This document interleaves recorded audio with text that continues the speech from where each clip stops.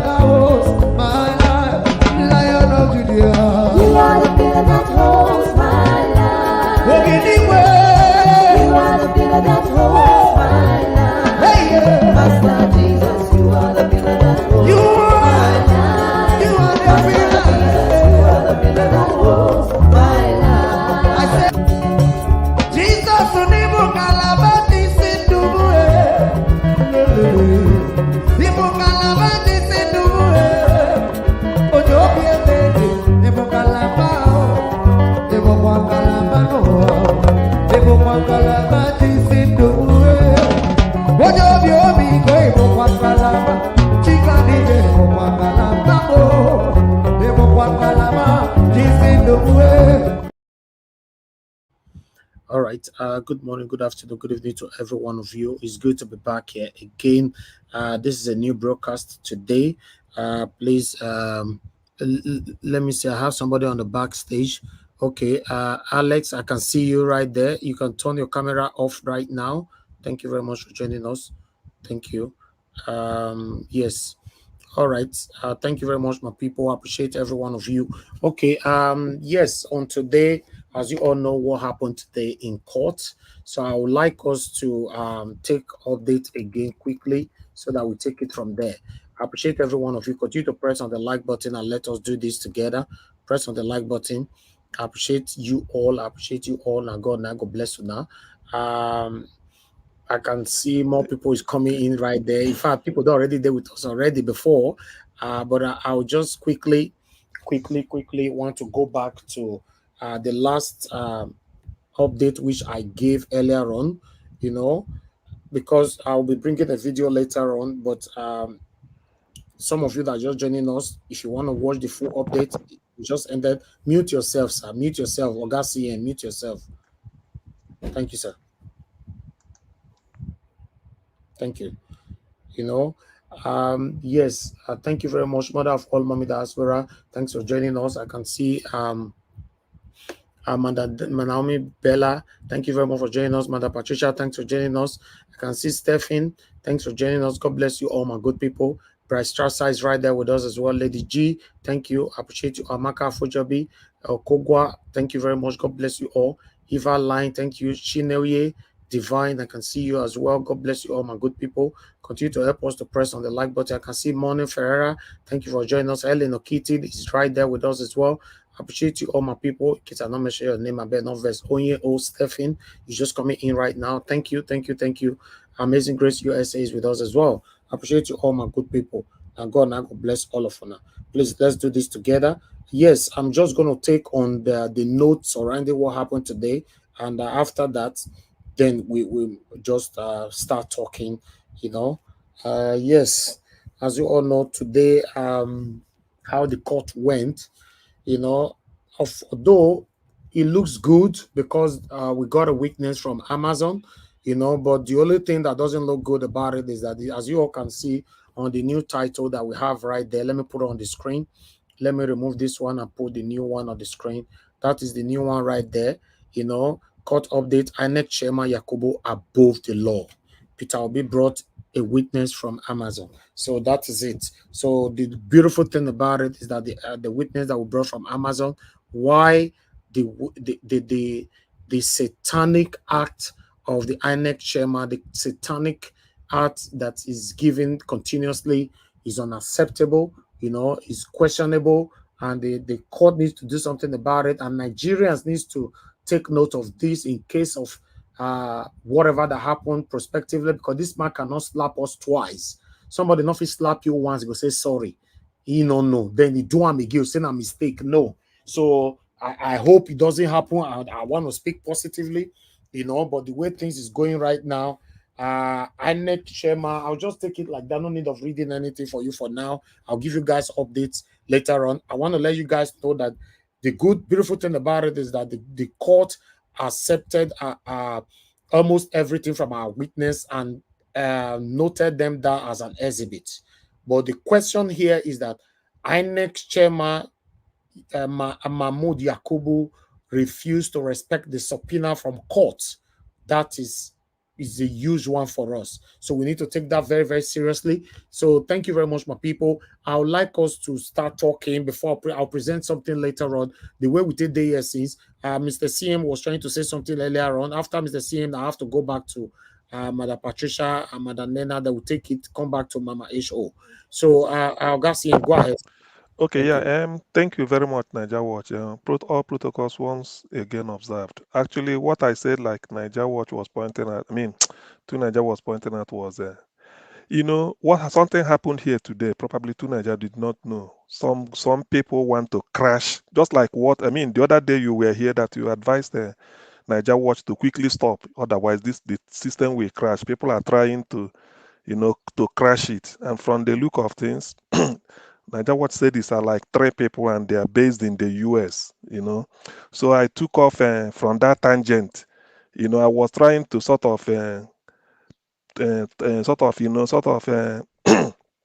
reflect loudly on why should people living in America, a supposedly a superpower, highly developed country that is the richest in the world today, looked up to.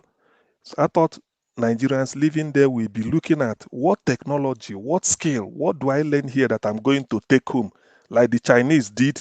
They used to develop their country. So I was looking at it. I said, why can't Nigerians, having been recognized as the most successful immigrants in the US, sort of make a pressure group, pressure America, say, look at what we contribute to America's GDP. It's like a logic. Look at what we do. We deserve better. Help us from our home country. Even if it's what it is, there's something they could do. So I'm trying to say that could have been better than somebody coming to come and crash what Niger Watch is using here. I'm asking a rhetorical question. If you succeed in shutting down Niger Watch, of what use will it be to you? When you know Niger Watch, what we preach here, we don't preach violence, we don't preach anything than good governance. We only bring in ideas. In fact, there's no agenda. Agenda is whatever is topical for the day. For instance, what transpired in the court today, that is what we are going to discuss, or even what people can even bring in from any part of the world when they phone. So as much as possible, there's no hidden agenda here. All we want is good governance. We've zeroed in on the fact that we don't need criminals to be in charge of our system. That's why we are not making progress. Yet, since we are using this type of platform to promote good governance and even source for talent, say people like this should have been the people we should be looking for. Now we zeroed in on Obi, and good 18, Obi won from the look of things because it's clear. Now we are using this to sort of bring in, like today, we are using the platform to bring to the attention of the world those that must have not known what transpired in the court, to say this is what happened in the court. How do you see it? Look at what happened. Look at what happened. Yet some people somewhere are even planning evil how to crash such a very liberal media that is not interested in promoting chaos or whatever it is. So that's why I said, instead of those people spending their energy to be retrogressive and think how they're going to shut down something like a good mouthpiece like Niger Watch, why can't they sort of syndicate in America where they are, seeing that America is developed, and then the way most Asian countries, even still stole American technology. Japan is one of them during the Pearl Harbor. Stole American technology, use it to develop. America, as I mentioned George Marshall, America after the Second World War, out of their own, they said it is better for them to develop Europe than for Europe to be underdeveloped, that they won't have peace. So why can't they say, America, look, we are contributing. Look at what Nigerians have done in America to help you. Why can't you come and help us? So that should have been the type of thing. That's why I mentioned it, said, look at Nigeria as a 51st state. Let us go and help these people because their indigenes have been able to help us. Look at the manpower Nigeria is giving to America. But these people, instead of thinking positively like this, they are thinking evil. How to even shut Elvis down? Niger Watch down. That's why I asked, said, if they succeed in what they are doing, of what use? I asked the question, what will they gain? That you shut down Niger Watch, and maybe Niger Watch is crying somewhere. All of us, we can come and talk, and the person will be happy. Happy for what? Will you in America? You are. Is that the way they do? America should be forced for good. We go to the Western world to go and learn something, a skill that we are going to export home, to use it to develop our place, and not to even look for a way to even perpetuate mediocrity and crude and, primitive accumulation of wealth and the, stealing and kleptocratic regime we've been having. So that is how the context I used it proper and Okay. not in terms of. I spoke for quite at length, but I was pained because instead of the energy you used to do evil, you can turn it to good. We all know this. It takes energy to do good. It takes energy to do evil. So why use energy to do evil? What puzzles me about it all is that why so much energy against obedience? It's just, To it's like, clash, I don't. why That so is the much thing. energy against them? Why? Why? It's like they will be saying, in one breath they will be saying obedience keep attacking people, but in Yeah, reality they are the ones that keep attacking attacking. obedience. You don't, okay, now, like this is our attacks you're seeing now. You don't even see it on other platforms. Like Yeah, you don't see it on other platforms. Why are they coming here, coming continuously to be attacking this in obedience? It's just ridiculous, some of the things. And when you look at it, the way they talk is just weird. And this one makes me really, really mad with people like Soyinka and going around yeah, saying yeah. what the things they are saying. It's like you keep picking on the wrong people. These people, it's just ridiculous of things that they are doing. And I get where you're coming from now, so you can carry on. Exactly. So when I look at this, to be honest, I feel pained because if you know that you can use energy to do wrong thing, because the question is, okay, let's say for they succeeded, they crashed Niger Watch. What have you gained personally? How has that helped the people in Nigeria? And when if you listen to Niger Watch, we're only looking for something good. We all condemned what happened at Adamawa here, isn't it? All of us. When somebody want to to rig Adamawa openly, but all of us condemned it here. All we do is condemn that this shouldn't be. So when you see a liberal media like this that is promoting that's how you help the people. I can understand somebody living in Nigeria supporting something like all these criminals to be in power. Yes, because they've not been out all their life. They've not seen where something works. They thought that it's big man syndrome that brings development. But those of us that are opportuned to have been abroad, I gave a lot of examples in which you find out that in abroad, you look, all you need to do is raise your hand up. You want to contest. Nobody's asking you for money. They dig into your past immediately. The moment they see the moment they see any debt in it, they raise it up, and tomorrow you withdraw. So why can't we be preaching this so that we get clean people in government? Then somebody in America will even be promoting. Okay, why do you crash Niger? What stand for? P2B, and then good governance everywhere. Why do you want to crash it? That's what I'm asking. What will the person gain? And you are in a civilized world when you know that they are even thinking of how to bring a better software. Now P2B is calling on Amazon. Amazon software, was it made by Nigerians? Is it not what the white people have done to make sure that, look, there can never be any evidence that will elude them? Now, somebody in America, instead of going and learn a better software that you are going to say, look, I want to export this to First Bank in Nigeria so that they can use it and monitor whatever it is. You are not thinking of that. All you are thinking is, which software can I use to crash Niger Watch? You see, that is evil. That is evil. That is the dichotomy I want to draw. Why should people be reasoning this way in this day and age? So you don't want Nigeria to grow. We go abroad to see light. When we see light, we export it home to tell them, look, forget, my brother, this is the way it is. Be forget about the area the person comes from. If this type of person is in power, and this is how you are going to do, because that is how it is being done all over the world. You hold your leaders to account. If you come bring somebody who is clean, if you put an armed robber in power, somebody, okay, Akpabio is a Senate president, baggage. I thought Jude Okalo cried the other day. I said he cried because he missed opportunity to be part of government of the crooks. Now look at Tinubu. Meanwhile, Shetima is just lying low. You don't know what is in mind. So these are not the best we have. And we are preaching here to tell the people that, look, these are the cause of our problem. And somebody in America is trying to shut us up by trying to destroy this. What will the person gain? That is my question. What will the person gain? What have you learned abroad? Thank you. All right, thank you very much. I would like to move on to Amanda Patricia. Amanda Patricia, are you there with us? Yes, so thank Okay, you. please. I want you, once you finish talking, please, I want you to assign for everybody for some minutes for me, please, if you can. Yeah, I can. I'm here. So, Okay, yes. thank you very much. Thank you. All right. When you finish talking, the next person is Mama H, or if she's available. If not, you go to Madam Nena. Okay. Thank you. Thank you So for the much. opportunity. Yeah. Okay. Thanks. Good evening, everyone. Good evening to the comment section. I mean, I want to greet all the people that have been noticing the comment section that are really contributing. They are team players in the comment section before we start. The first number one person is Mommy, mother of all, Mommy Diaspora. Thank you. Good evening. Thank you for all you do for us. Madam Bella Naomi, thank you so much for all that you do for Niger Wash, the family as a whole. You are truly a helper. And Etinyosa, oh wow, thank you, the Niger Wash Police. I salute you.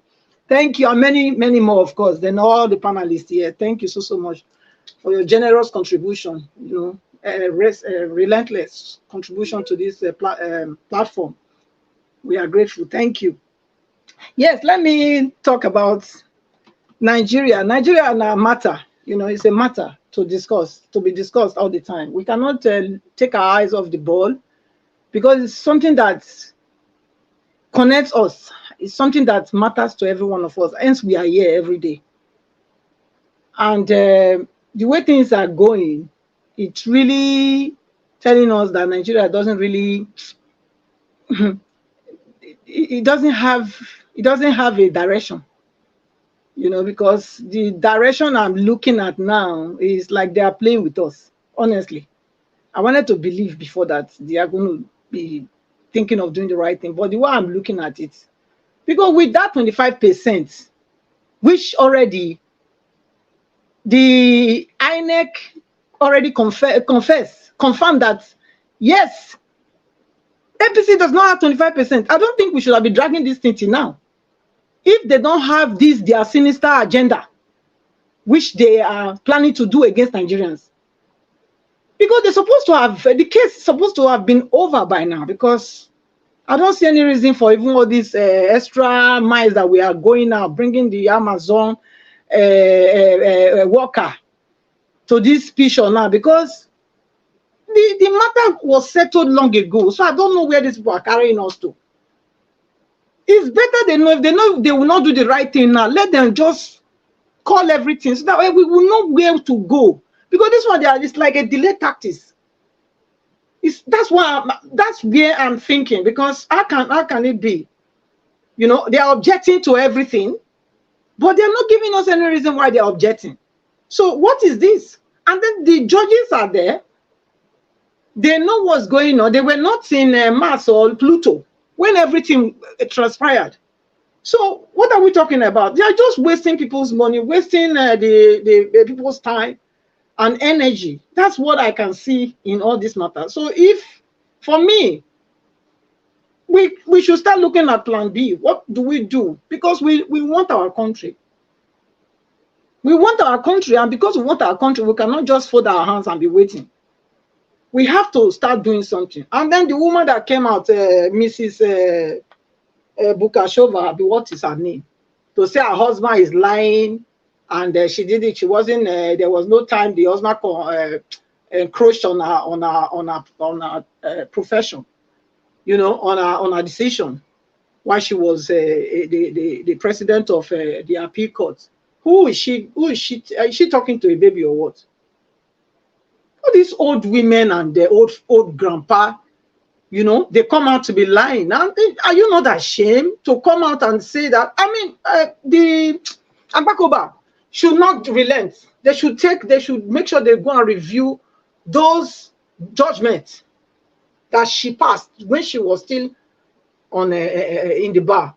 Because you can't make people lose important case like that, and then now your husband has revealed what you people have been doing, and here you come and saying that your husband was lying. Your husband came yesterday to say that he didn't. He was being misquoted. How? Taken out of context. Everybody heard you. Everybody heard you loud and clear. It wasn't doctored. So what are we talking about? And I don't believe anybody is threatening him. No, don't let us be fooled. They cannot threaten him. They believe the country belongs to them.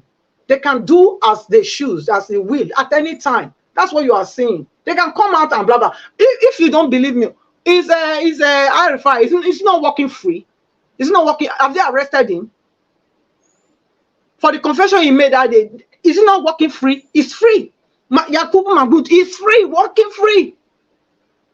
If Nigeria is working, are those people are they not supposed to be? What about the other one yesterday, the orangutan that came out yesterday or day before yesterday? Is it not working free? It's working free. So what are we talking about? So it's all these are just waste of time. Please, we should start planning. Like I told you people, the Igbos, that are in Lagos. Nigeria doesn't have a constitution. Don't deceive yourself. There's a parable they say in Benin. They say the stone, the stone that you see coming, cannot blind you. But if you decide that you see the stone and they are telling you a stone is coming and you are opening your hand waiting for it, wait, you will see. If you look, I'm telling you, Nigeria doesn't have a constitution. Did they honor the constitution? What make you believe that they will honor that constitution? They will not. So just begin to make a plan. Make a plan B. Make a plan B. You worked for the money, you suffered for it. Make a plan B. You have a place, go and develop your place. That's what I will tell you. So I think I will leave it here. So I will let my panelists talk. Okay. Thank you. Mama Esho, good evening and welcome to the show. Please speak to us. Good morning from here. Good morning. Let us continue to encourage ourselves because the court case is just overwhelming. I don't know what the judiciary are up to. But if they no want put fire for Nigeria with their decision, we're appealing to them to do the needful. If they think they give kangaroo judgment, calmness go to Nigeria. Now we say they don't know the generation of the youth they are warring against. The case in court is not about Peter Obi, neither is it about LP. The case in court is 85% of Nigeria against INEC, against APC, against Bola Tinubu. That is the case in court. So if they think if the case is between Obi, Labour Party, and this Tinubu, APC, then they are getting it wrong. 85%, over 85% of the people said, we voted for LP, we voted for Peter Obi. That is the case in court. And there are evidence to prove their point. They are obvious. But if the judiciary didn't do the needful, make them ready, Urobo go say, make them ready because the people they go tall up here. They're gonna go ask Urobo person may interpret that one for now. My children go tall up here, judiciary, if you not mess up this case. Make una not say I not warn you now. Make una go because the language when I use YouTube not need that for you, but so I use that for Urobo. Mona go find the meaning of tolopia. Because my children are tired. They are frustrated. They are ashamed. Because when they see what they happen for the globe, they know say their brain is sharp and they can do more than what they are seeing in the globe. But there's no leadership to lead them to compete. And they've chosen the person that will help them to compete. Una come say make they see wait for waiting. I don't have problem against Tinubu, but I had problem with the process for which he hijacked my children mandate to enter there. If you say, they say, nine do Lagos, nine do this, nine do this. If he was so popular, why did he have to bribe to get the ticket in the first place? Why did he have to ask people to go and buy people to get him the ballot in the first place. Your pedigree was supposed to have given you the mandate without this long journey we are going through. So, judiciary, appeal judges, if una see evidence like this, finish turn una face. I dey tell una o, my children go tolopia o. And when they tolopia, no person go dey exempted o. I just dey tell una. Then I was worried, I was concerned with some of the buildings they were bringing down in Alaba International, starting from, is it yesterday or the day before yesterday? I wanted to blame the government in the first place. In fact, I blamed them in the first place. But investigation came out, and I found out that most of those buildings, about 15 of them that were affected, they have found out, and they've given their notices 2016 to do something about that building, so that it will not be like those buildings in Ikoyi that is collapsing people down. The right thing that people should have done is to do the needful on that building. Because when it collapsed, it go buy people. But they didn't. And anytime they come around, they will use area boys to chase them around. There should be a time the government has to take decision. And that is what happened. So by the time we start, because me, I am for fairness, I am for justice. Safety of life and property is the assignment of the government. So if the government tells them that place is dangerous because the building were built with substantial things that can last years, they're supposed to have taken correction and do the needful. Not waiting for days like this to happen. So I just say, let me put that out there for us to know. Thank you for now. I yield the floor to somebody else. Thank you so much, Mama Ishu. Thank you. Yes, it's true. I also had my own reaction when I saw that clip from TikTok. They were pulling it down. So I called somebody in Lagos, and that was what they told me to. They said they've given them they've told them long ago, 2016, that they should move out because they want to put it down. So you are very correct, and it's good that we know, because a lot of people are very angry. They're connecting it to the tribal bigotry wahala that is on ground. So it's good you also brought that to us. Yeah, that's why I have to do investigation to know what is the truth, so that we can be able to portray the truth always. Yes, thank you. Can I just add something to that? Sorry. Yeah, it's actually your time now. It's actually your time, Madam Nena. Good evening. Wow. Welcome. Good evening. Good afternoon from my side. Thank you. Yeah, I just wanted to add something. What you said is correct, you know. But the only place I have problem with this is, you know, this is still about, it's not all about the corruption that goes on in our country, right? I blame those people who are there, and sometimes our people, the way they do things, sometimes they put themselves in unnecessary harm's way. Yes, it's true. They've been giving them the notice to move that out of that place. In fact, my brother confirmed to me authoritatively that most of those buildings, their walls are even cracked, which is a danger, that the walls are cracked. But the funny thing is this, that those people who trade there, each time these people come, some people, each time the government send people to them, those people that the government sent, you demand money from them. They will gather money and they will give those people. They will collect the money and they will go. That's why this thing has delayed from 2016 till the day.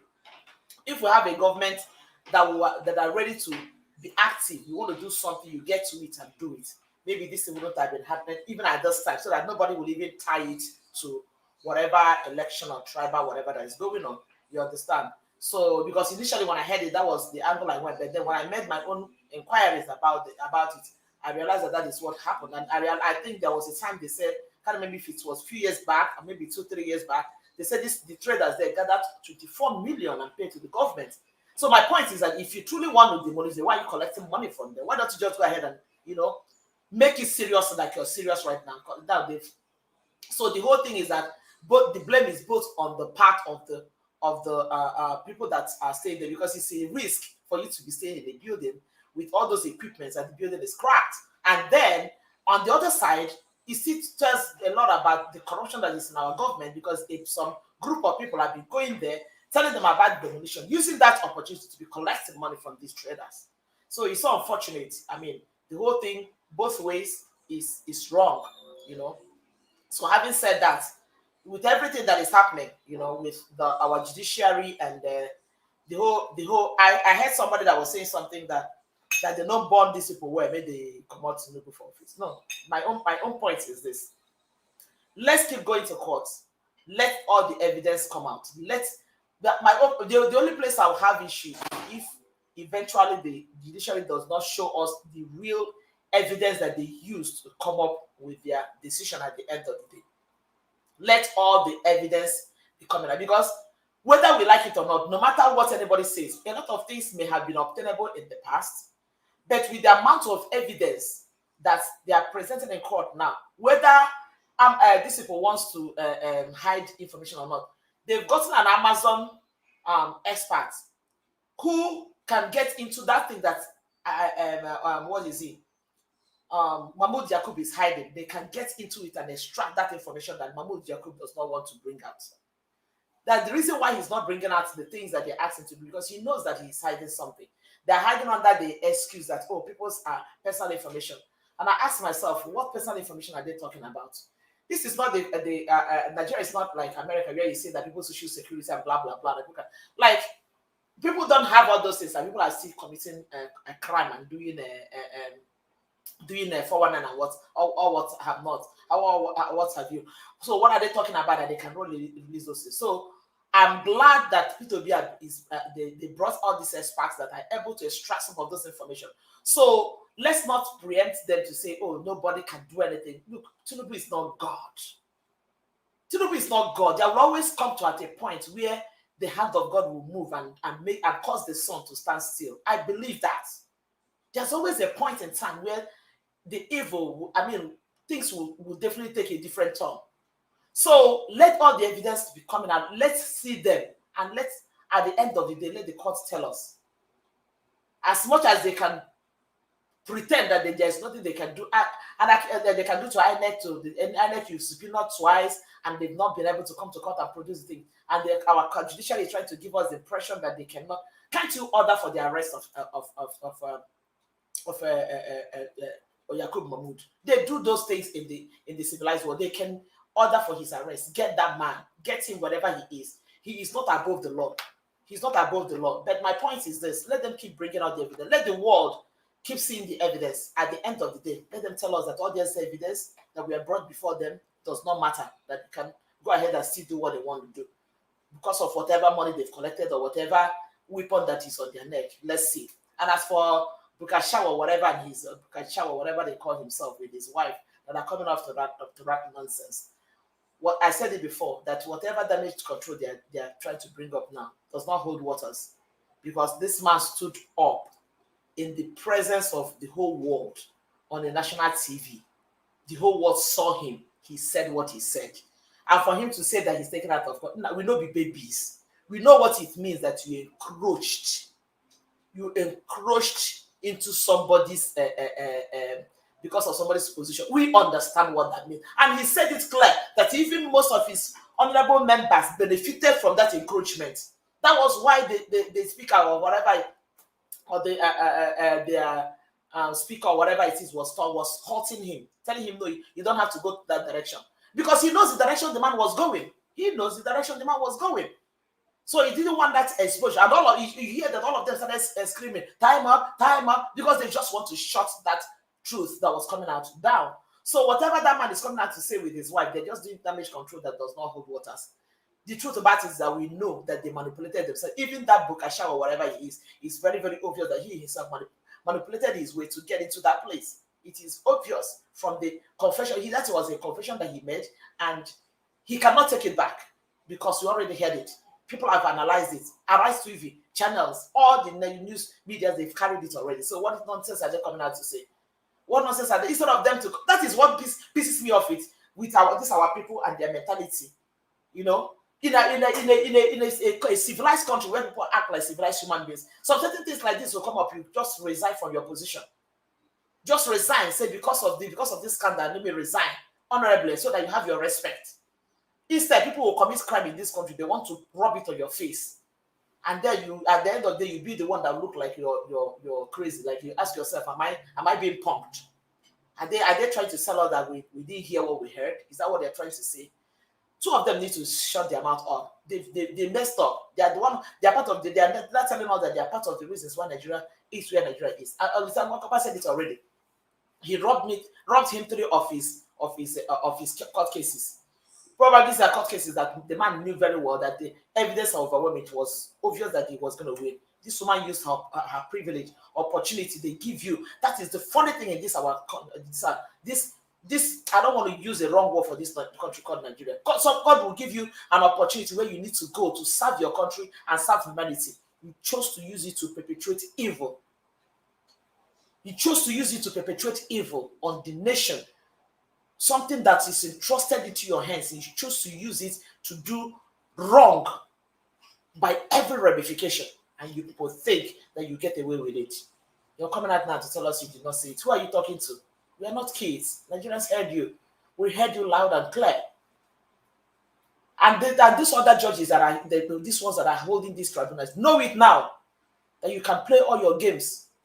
Play all your games. Do whatever you need to do. For the benefit of, we're just giving you the benefit of the doubt that you're going to do the right thing. If not, tomorrow that's the way somebody will come and expose all the evil that you people are doing. It is evil, it is wickedness. It's like SCM was saying, why is it that our people are like this? The mindset of the heart of wickedness and witchcraft that we have in Nigeria and the African countries by extension is the reason why we're not progressing. Instead of people think of how to do good, all they want to manipulate is how to do evil. And tomorrow they'll be running from. That is why there are churches all over the place in Nigeria. Yes, people's problems are not getting solved because our heart is full of evil. Our hearts are dark, filled with wickedness and evil. Look at with all the atrocity that he committed, with all the nonsense he committed. He went to church yesterday to thank God for a successful 8 years. 8 years that you stayed. Okay, can you round up? Yeah, 30 seconds. Yeah, the 8 years that you stayed, and all you did was to inflict pain on people. Just the singular act of manipulating obese results in River State is evil. And in that election, some people lost their lives. Yes, on weekend, and you have the guts to go to church. Thank God for giving you good 8 years to perpetuate evil. That a woman is today without her husband because of your wickedness. And you went to church to thank God. I don't know what to say. God will judge all of you one after the other. Thank you so much. Bye. Thank you. Thank you so much. Yes, God will judge every one of them for the evil that they have committed against innocent souls, Nigerians particularly. Thank you so much for your submission. Let me call on, I believe Mr. Alex is there. Is Alex on the platform? Okay. Okay. I can't see the people that are on the panel, but let me call. All right. Sorry, Madam Patricia. I can see that you are struggling to see what is on the screen. Thank you very much. Okay. The next person that's supposed to talk to us is Ginger Breadman. After Ginger Breadman will be Black Panther. Okay, thank you. Yes. Okay, Ginger Bread. Okay. Ginger Breadman is not there. So Black Panther, please talk to us. After Black Panther, I'm coming in because I have an update to present right now. So it's only one person. After Black Panther, are you there? Yeah. Please talk to us, sir. Thank you. Thank you very much. I greet everyone. Madam, thank you for coordinating with Flo. And also I have to greet our mommy, Thank you very much for your consistency too. And I agree to all of you that are participants on the panel. You're doing a great service to your motherland. And I want to try to calm all nerves down. Like, thank God of what information we are getting back from. I'd like to speak on the Nigerian, where Lagos state government is bringing down buildings. As I spoke earlier on, despite all odds, we know there are some tunation down, because if you see some buildings like that are delaying in Lagos Island itself, they are delaying. There are so many buildings they need to bring down in Lagos Island. They be delaying it because it's being owned by some chieftaincy houses in Lagos. Lagos, these are traditional stuff, so they are delaying it.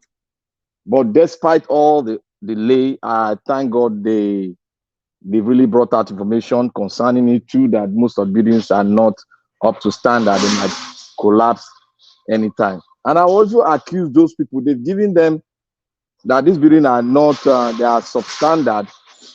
They're supposed to have done something concerning it, because there are some. Where noise they come from for your side, I beg. Oh, okay. Sorry.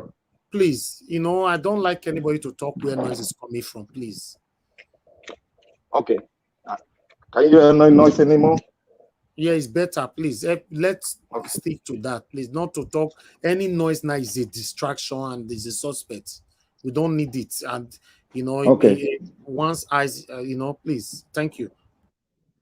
Yeah, everybody should calm nerves down, please. And we are working according to what is happening now. And thank God that information were brought down, and we, finally heard what is going on. And there's one thing I know about Nigerians as a whole. There are some things that sometimes I don't know why we bring information very late, because sometimes something like that is happening in such a very sensitive area. You see them not coming out to the press to even talk.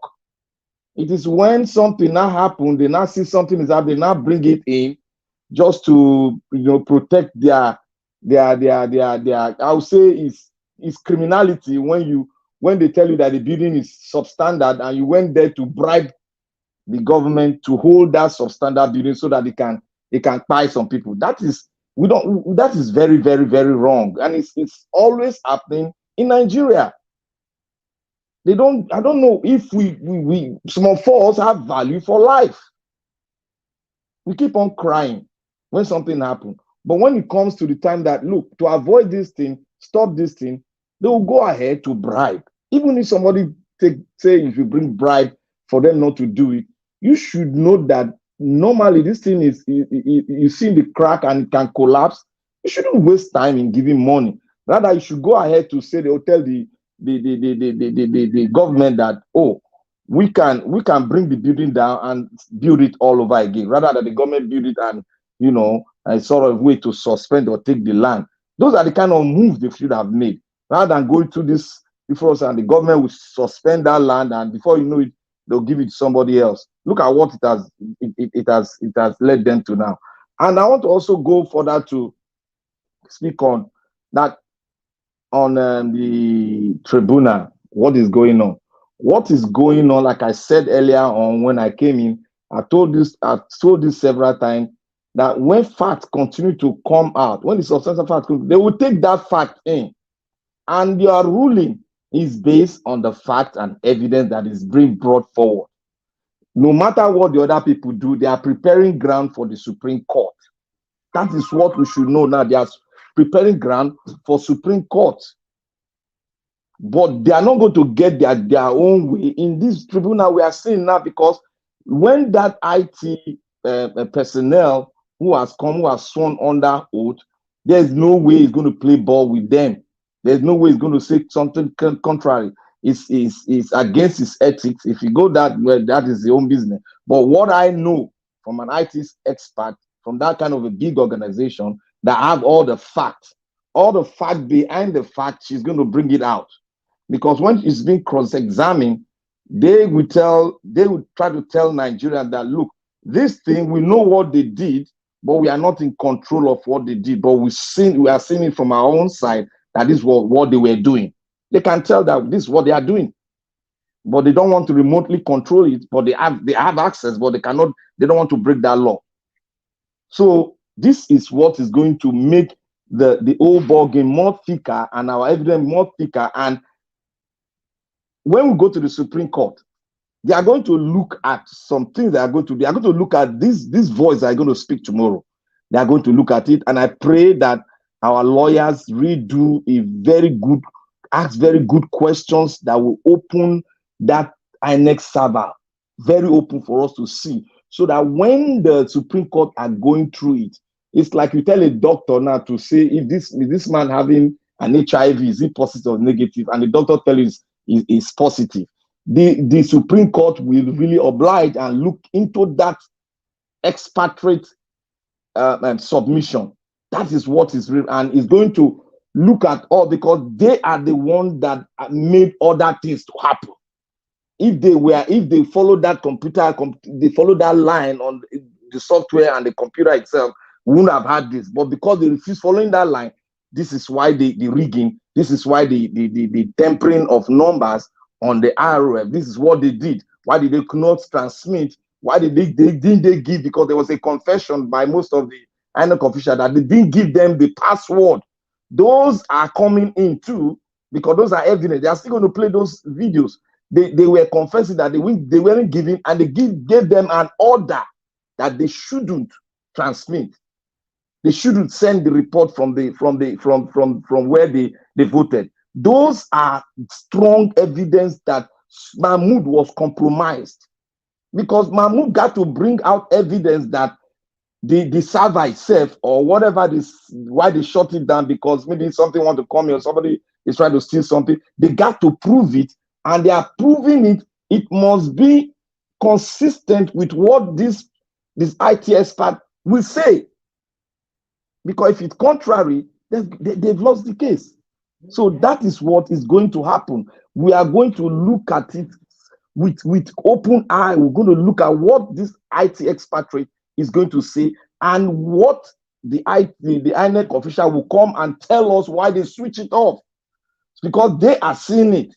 They are using their web base. They are seeing what is going on, but they cannot tamper with it, because it might be it's in their agreement too. So we are going to link those two together, and if the expert is superior, then the case is more or less it's a straight way. If they want to do anything contrary, because there's nothing like there's no lack of evidence, or they want to use what they normally use, there's no way they can bypass this substantial evidence, this everyone from the IT expert. There's no way they can run from it.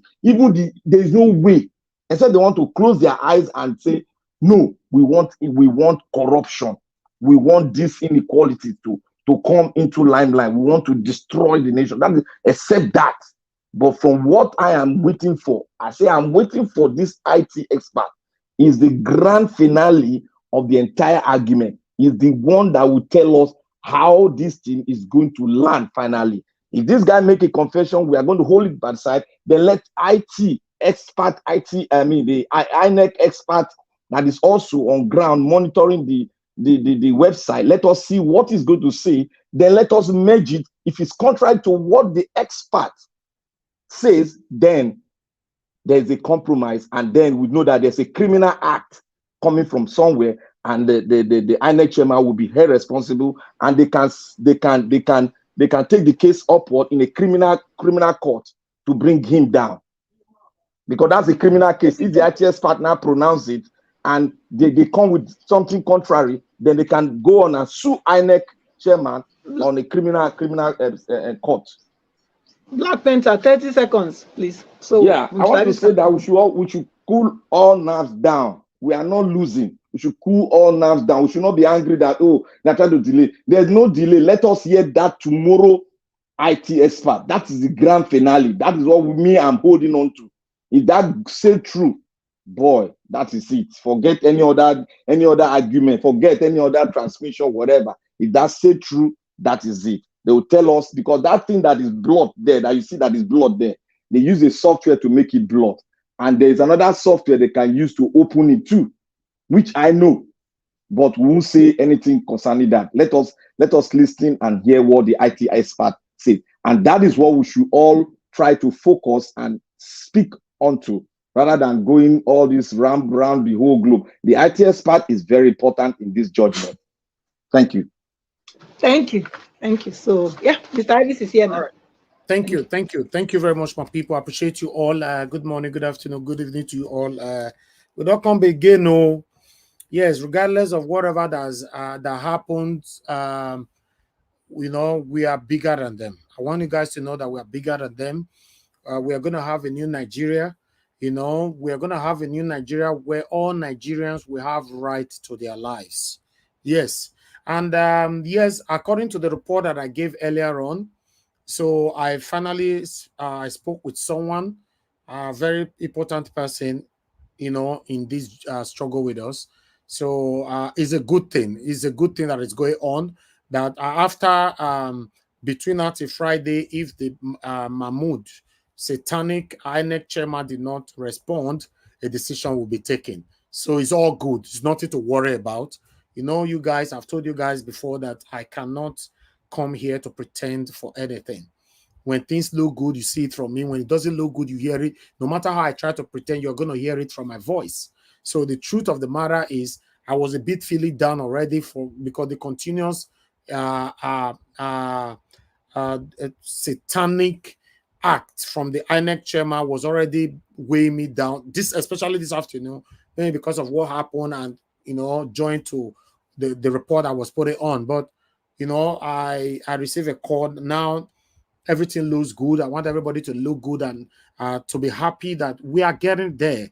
We are getting there. Because listen, guys, I've told you guys before, there is no way out on this. Except the only way out, except they want to ring it again, which they've done before, right? Except they want to ring it again. INEC chairman, he ring them, right? Except judiciary choose to ring it as well. And that's the only thing. So for me, I don't trust anything in Nigeria, but I believe judiciary is on test right now because it's too obvious. It's just like the race right now and the gap. Let me put it like it's just like Ferrari and bicycle, they run together. That's the race. That's the gap. So there is no way out. You see the energy why I take come back now. Mona know say when it's good, I talk, and when not good, I'll talk. So I thank you very much, my brother. The way you also talk just now, Black Panther. God bless you. I want you guys to understand that things is looking good. And meanwhile, let's listen to what Mama Aisha, I'll come back to you after this video. Let's listen to what our brother Ned Media have to say here quickly. Then we take it from there. Please, guys, help us to share this broadcast and let's take it from here. Share and like, share and like. Let me look at the number of likes that we have. The likes is very poor, although the visibility is also poor. The likes is poor. We have only 151 likes. Please, can we take this to 250 before we move on at all? Yes, 250. We need 100 likes to make it up. And the shares, we only have 14 shares. Only 14. What happened? Now, because I not come on screen, I'll be waiting. You know, let's do this, my people. Press on the like and help us to share. Press on the like and share. Let's do this together. The share is currently, the likes is currently on 170, while the share is currently of 28. From 14 to 28. Let's do this together. You know, let's do this together, my people. Let's do this together. Continue to press on that like. It's currently on 180. Press it. Press on that like. It's very, very important. Let's do this together. Always do this for us, my people, even though we don't remember to ask. Do this for us. It's very, very important, you know, so that our voices can go far. Do this together. Press on it. Press on it. Press on that like. Press on the like. It's currently on 190. God bless you all. Okay. Continue to do that while I present this to you. Okay, Black Panther, you're back again. All right. Thank you. Thank you. Thank you. Thank you, Mr. Alex. This is not our Alex though, but please turn on your camera so I can see who is there. Okay. Thank you. All right. Oga Alex, please talk to us. Have you joined this panel before? Unmute yourself, sir. Alex, you are not responding, sir. Please respond to us. Okay, I'm sorry. Since you are not responding, it looks like you are busy right now. I cannot take anything that I'm not sure about right now. Sorry. Okay, let's move on. Guys, in case you want to come in, we have one more space left. We have one more space left. If you want to come in on time. Okay, meanwhile, let's move on, guys. I want to appreciate those of you that on the previous broadcast that supported us financially. Peace Robert, thank you, Seven Gilmede, thank you, Dr. Alexander Gomez, Jaja, thank you, God bless you all. And Adelaja Ogumbe, God bless you all, my people. Please help us to press on this like button. It's very, very important. The way they say they object. Me, I don't understand. Hey, it feel like the University of Objection is the really thing. How can people be objecting for the thing when we shall see? You know, Mama Esho, you can talk to us if you want to say something right now before I move on to the next person. Yeah, the thing is this. If Yakubu like, make it wrong. If he like, make he even bury himself for inside grave. All things work together for our good. Everything they are doing, they are working together for our good. And one good thing is this, and I hope all of us will learn from this, that when you know you are right, when you know they are stealing that belongs to you, you know with all your heart that this thing, I work for it. I know I earn it. And somebody somewhere feels saying get connection, won't take. Peter Obi is teaching us a lesson. Stick to your truth. Fight for what belongs to you. Do not mind the obstacle. Go for the evidence that you have to prove your case. And I hope we are all learning from this. Thank you. Yes, so we are learning from it, Mama Esho. Yes. To me, everything is going well. The only difficulties or the only thing that is baffling right now is INEC chairman claiming to be Odunga. I don't know how they talk him. Odunga or Duga. You know, he's claiming to be above, you know, putting himself in a position to be above. But isn't that supposed to be against them? If they are not submitting documents and they are obfuscating, it's supposed to count against them in terms of judgment. Because they are not providing evidence. No, it is counting against that. That is why I tell you, say anything they are doing is evidence for us to win our case. Yeah, exactly. Should. Yes, yes. Yeah, right. I want us to also follow this direction. There's a Dino Malai coming into the court to say something here, now affirm that the lawyers and the SAN cannot dispute anything that is written, the regulations about INEC, they cannot dispute it because Dino Malai interpreted it. Yes, he interpreted it, and that one has straightened the whole case now, that they cannot misinterpret what Dino was part and parcel to write in the Senate. So he said that we wrote it, we know what we wrote, and interpreted everything with the backing of the Constitution. So any lawyer that come to misinterpret it, it has been cut off now. Dino has really done a big damage to their defense. No, Dino Melaya, trust me, Dino don't exalt his name. I don't know how they take the talk from his bad deeds.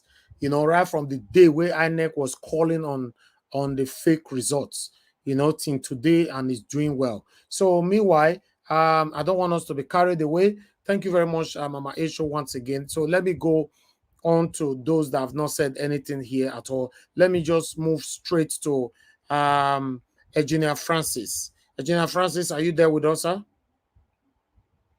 Yes, I'm here. Yes, I'm here. Thank you very much, sir. Good evening to you. Thanks for joining us. Please talk to us. Good afternoon, everybody. And maybe I look at things in very different ways. I was doing a little research on that beavers, and it so happened to be that the beavers actually has a software that comes with it whereby they can actually punch in. I didn't say take a picture, but punch in the numbers with regard to the results. And the way it's designed, the authentication is when the uh,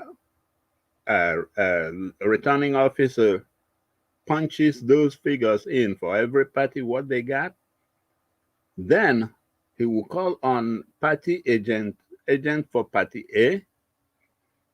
That agent will cross check, and when it's the same thing that they counted, he will now punch in his own pin. And then the next agent will come. And then the next agent will come. And when they finish, that man will now punch send. That's it. It will go to the IREF. And it will not go as pictures, it will go as real figures. And that's where the collation will even be made, because as it's going, it's being collated. That is what Nigeria paid for. And interestingly, that section of the security of the equipment, even it has two models, both the EMP 2920 and the CX 2920. They have the same, and that section of their security is even more secure than sending pictures. So, on the 23rd of February, Mahmoud did not call the real press conference, but he only called maybe a couple of print media, the Tribune, to tell them that the punching of figures will not be done this time. But he has been impressing on us that, oh yes, punching of figures, everything, all the whole thing uploads process will be done. Even when they did that trial run that they announced before the election, he said everything worked. And now, interestingly, he is trying to say that they were afraid whether it would be hacked. But from what I am reading here on this equipment, that section of it is the most secure of the whole thing. So, what I'm trying to get to is this: do we have really a law or a judicial system that works? Are there no penalties for all these nonsense infringements? I mean, it's like somebody look at Mahmoud. If Mahmoud can prove to be above the court and above the law at this stage, are you confident that even if the court decides tomorrow, oh, Tinubu, you are not the right president, step out? Will, if Mahmoud can defy the court, will Tinubu be the one that will go and step out? I mean, what we are doing, I'm looking down the road, I'm not seeing anything there. The court needs to step its foot on the ground. They need to send those officers or whatever, bring Mahmoud to the court, even if it's just for 1 second, but handcuff him and bring him here. We don't need to be all this nonsense. I mean, this is a serious business. This is about the life of a country of 200 million people. You cannot just be doing all this nonsense playing about with it. That man, Mahmoud, whoever the police officer is that is guarding him, should handcuff him and bring him to this court. I mean, okay, if he goes like that, and then tomorrow the court says, oh, okay, Peter Obi is the president, Do you expect Tinubu to step down? Do you expect him to pack? When Mahmoud couldn't even come to the court. What kind of nonsense are we? I mean, it's like we look at things and we push it aside so fast. Let's think deep about it. Okay, like I was saying something about that Boca Chua or whatever. That man did what he did. We know that. But that's not my interest. My interest is that Lawal. My interest is that Babio and all of those. Are they in the list of the people? My interest is to get to the bottom of that list, not to deal with him on the superficial and let it go. No. If you go and castrate him now, he will back out.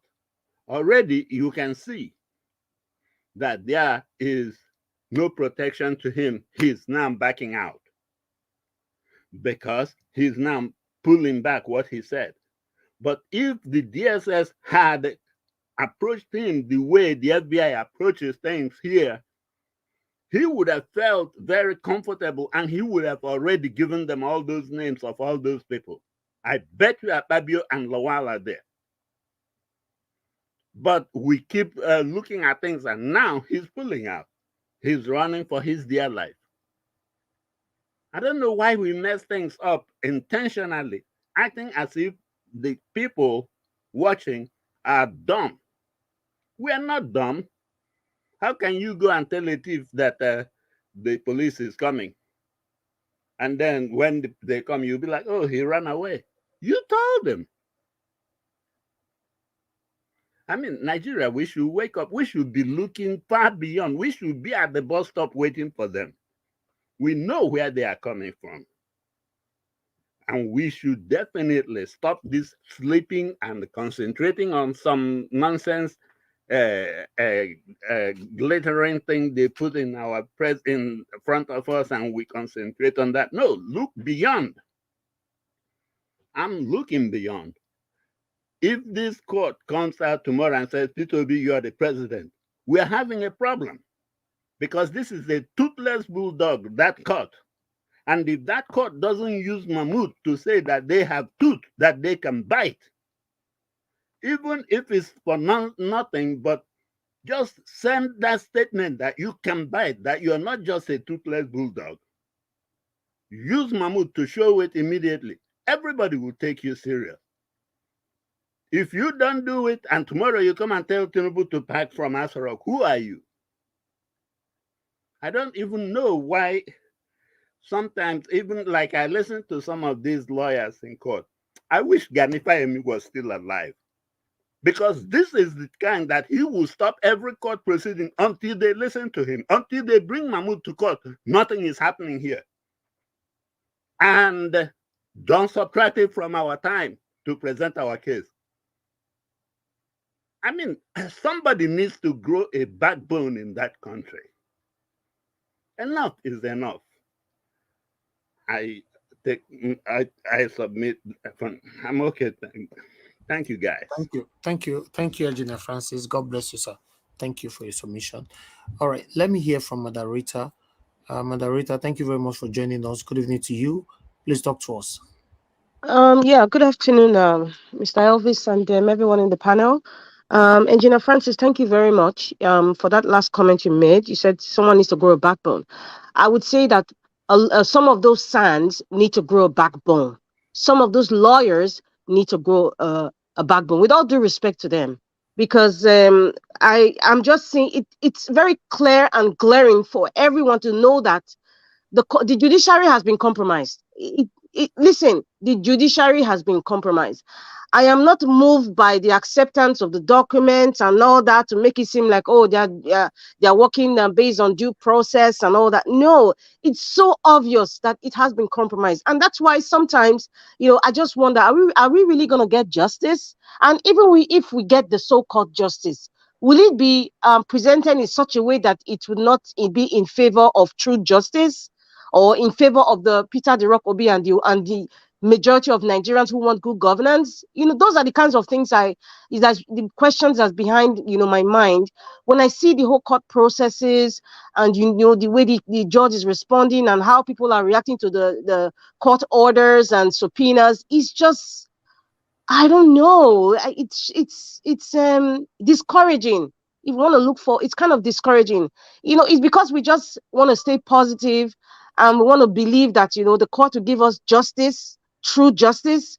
But what we're seeing now, how can they subpoena somebody like the disgusting Professor Yakubu, and then you defiling court orders? Even take a look at Agbado, defiling court. You can't even listen.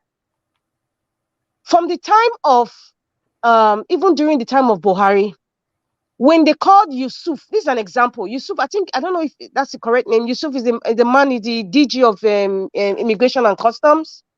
When they called him, and that's one that Buhari handpicked and put as, is a retired army man, and picked as the head of Customs, Immigration and Customs. When they called him to the National Assembly, he was not even, when they call you to a National Assembly, when the US Senate calls you and they start questioning, you will be shaking. You will be on your toes because the people are going to ask you questions. But when they called this man to the National Assembly and asking him questions, he was even rude to them. He was rude.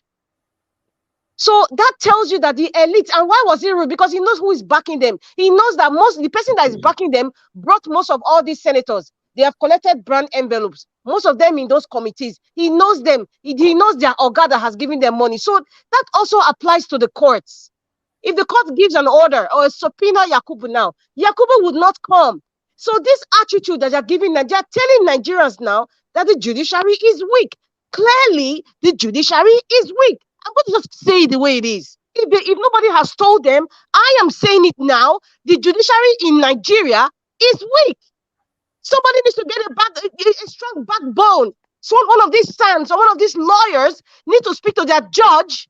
I don't care about what association or cult or whatever they belong to, but somebody, if you are defending a constitution and that is your profession, and you're seeing clearly that nobody is following due process, nobody is following the process in which court orders are supposed to be followed, and nobody is speaking up, there is something wrong somewhere. They need to get some liver, some backbone. Let me use the word of Engineer Francis. Someone need to speak up. And that is why tomorrow, if they call another rich man, Dangote will not show up. Because if Yakubu will not show up, Dangote will not show up. In fact, if they can even call any other person, nobody will show up. If they call a child in Nigeria, that child it wouldn't show up. Because the person that's supposed to look up to and inspire people and teach the younger ones, you're not doing it. So what do you expect us to do? And what are the consequences? I thought if you defy court order, there should be some form of warrant of arrest. The judge is like, you know what? I need Yakubu here, dead or alive. Sorry for my word. Alive or in whatever state or condition, he needs to come to the court. If they need to bundle him and tie him like a ram, they will bring him to the court. I am waiting for the judge that would say that, but they're not saying that. So what are they telling us now? They're compromised, all of them. All of them. What are they doing for Nigeria now? Is this by this coming to court every day, wasting our time? Without due respect to the LP lawyers who are working night and day, their assistants and everybody's working and reading and trying to get updated and all that. It's a lot of work. I admit it's a lot of work. But when it comes down to justice, the judges, for example, they're not doing well. They're just telling us that they're being compromised. Take a look at Lagos. Take a look at what happened in Lagos. Vivo actually tried to serve the houseboy Sanwo-Olu.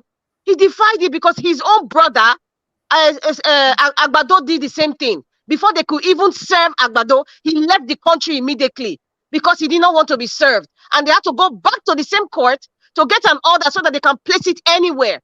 That's how they were served. Sanwo-Olu did the same thing to Vivo. Vivo had to go to court. So it's the same cycle. They're all practicing the same thing. If you want to serve somebody, it's either they run away and you have to go back to the court. There has to be something that has to be changed in the judiciary system in Nigeria.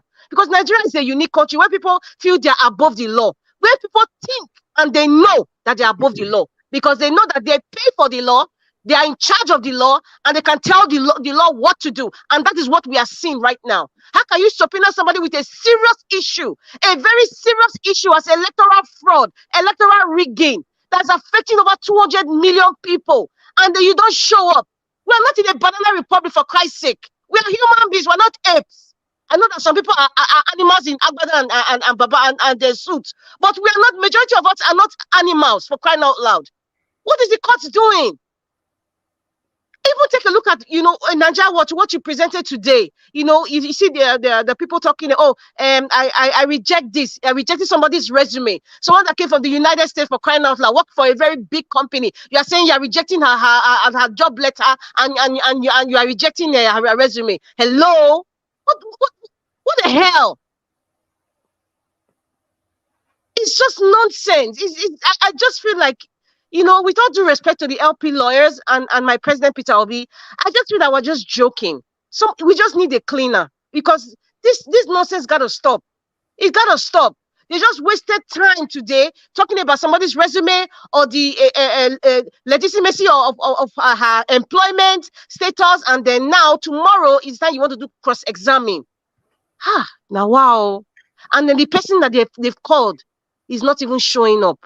And what is the court doing? Nothing. You are laughing and exchanging commodities and all that. I'm not just in the mood, though. I don't know about you guys, but when this court proceedings are on, I'm not smiling. The reason why is that, sorry, moderator, the reason why this is happening is because they don't have no single respect for Nigerians or Nigeria. And they don't, because it's compromised, my brother. It has been compromised. Then too, these people, they know if this happened, if Peter Obi is sworn in with this satanic attitude they are possessing right now, they already know that a lot of people will go to jail. So that's why they are putting their last energy to make sure the court did not go in favor of Obi. That's what they are doing. Thank you. If the courts are not going in favor of Obi, that's why we must reject anything like re-election. Please, can I interject? Like we are interject, my brother. Yes, thank you very much, Madam Rita. You are speaking very well. Let me quickly say this. Nigeria is hijacked, and that is the reason why there is a conspiracy to prevent Peter Obi from getting into that office. Because let us ask ourselves a question. Before the election, we had a lot of press conference from Northern Elder Forums and all that. Where are they right now? Everybody seems to be quiet. You know why? They are all in cohorts. Because is the vice presidential candidate of Labour Party not a Fulani man? Is he not a Northern man? But he does not have the same corrupt practices with them. Therefore, if Obi should come in, it means automatically with good governance that Labour Party will deliver to the Nigerian people.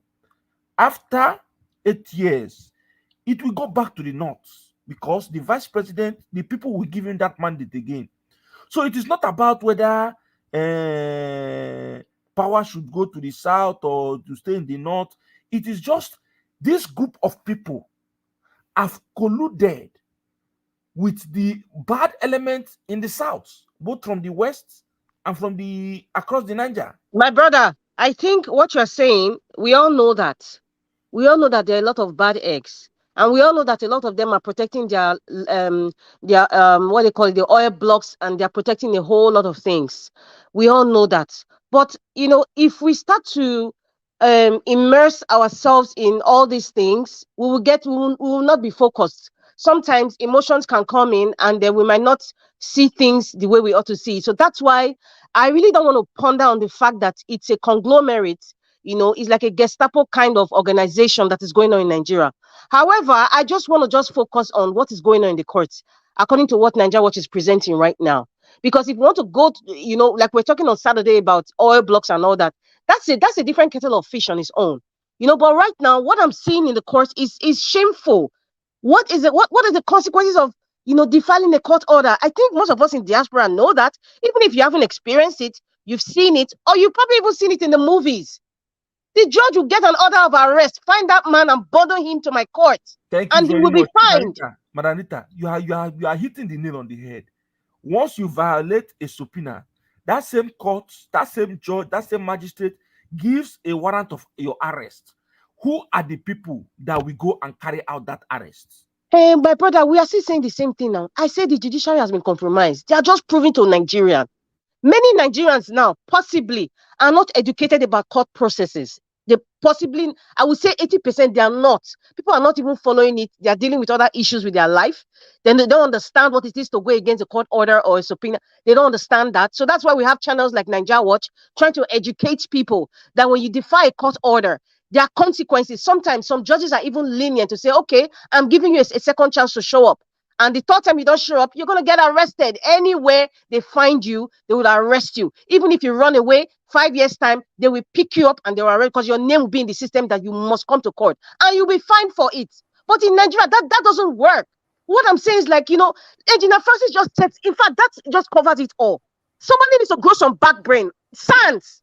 All due respect to the serious and the real senior advocate of Nigeria, not the Festus, like the Festus Akamu I'm talking about. The real ones and the real lawyers. They need to get some backbone, man. They need to get some backbone and tell the judges, tell Nigerians, listen, you guys need to step up.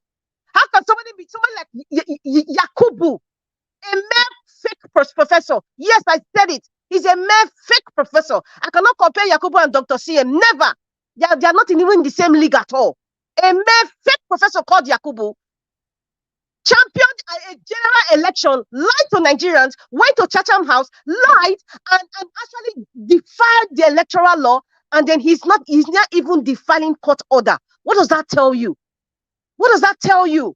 The judiciary has been compromised. These judges, they have been compromised. As far as I'm concerned, somebody will say, oh, how do you know? I will say allegedly, but their attitude is what is making rise for me to be saying what I'm saying now. The things that are happening, nobody's following up. The court gives Labour Party letters. Okay, go and get these documents. They are going through court processes, and INEC is refusing to give them documents. Some people are not responding to subpoenas. Hello, this lady, this engineer, I believe she's a woman, based on what you read. She came all the way from the United States.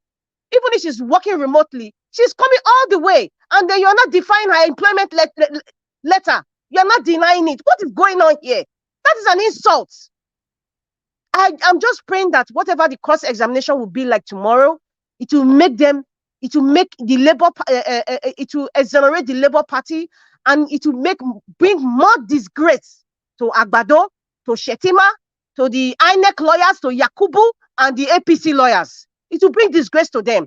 Because right now, we're actually even dealing with a very big company. Their reputation is on the line right now. Because what we are looking at is history. All the pictures, all the court proceedings is history. They're going to be used for people in university. That's what we are seeing right now. History is taking place.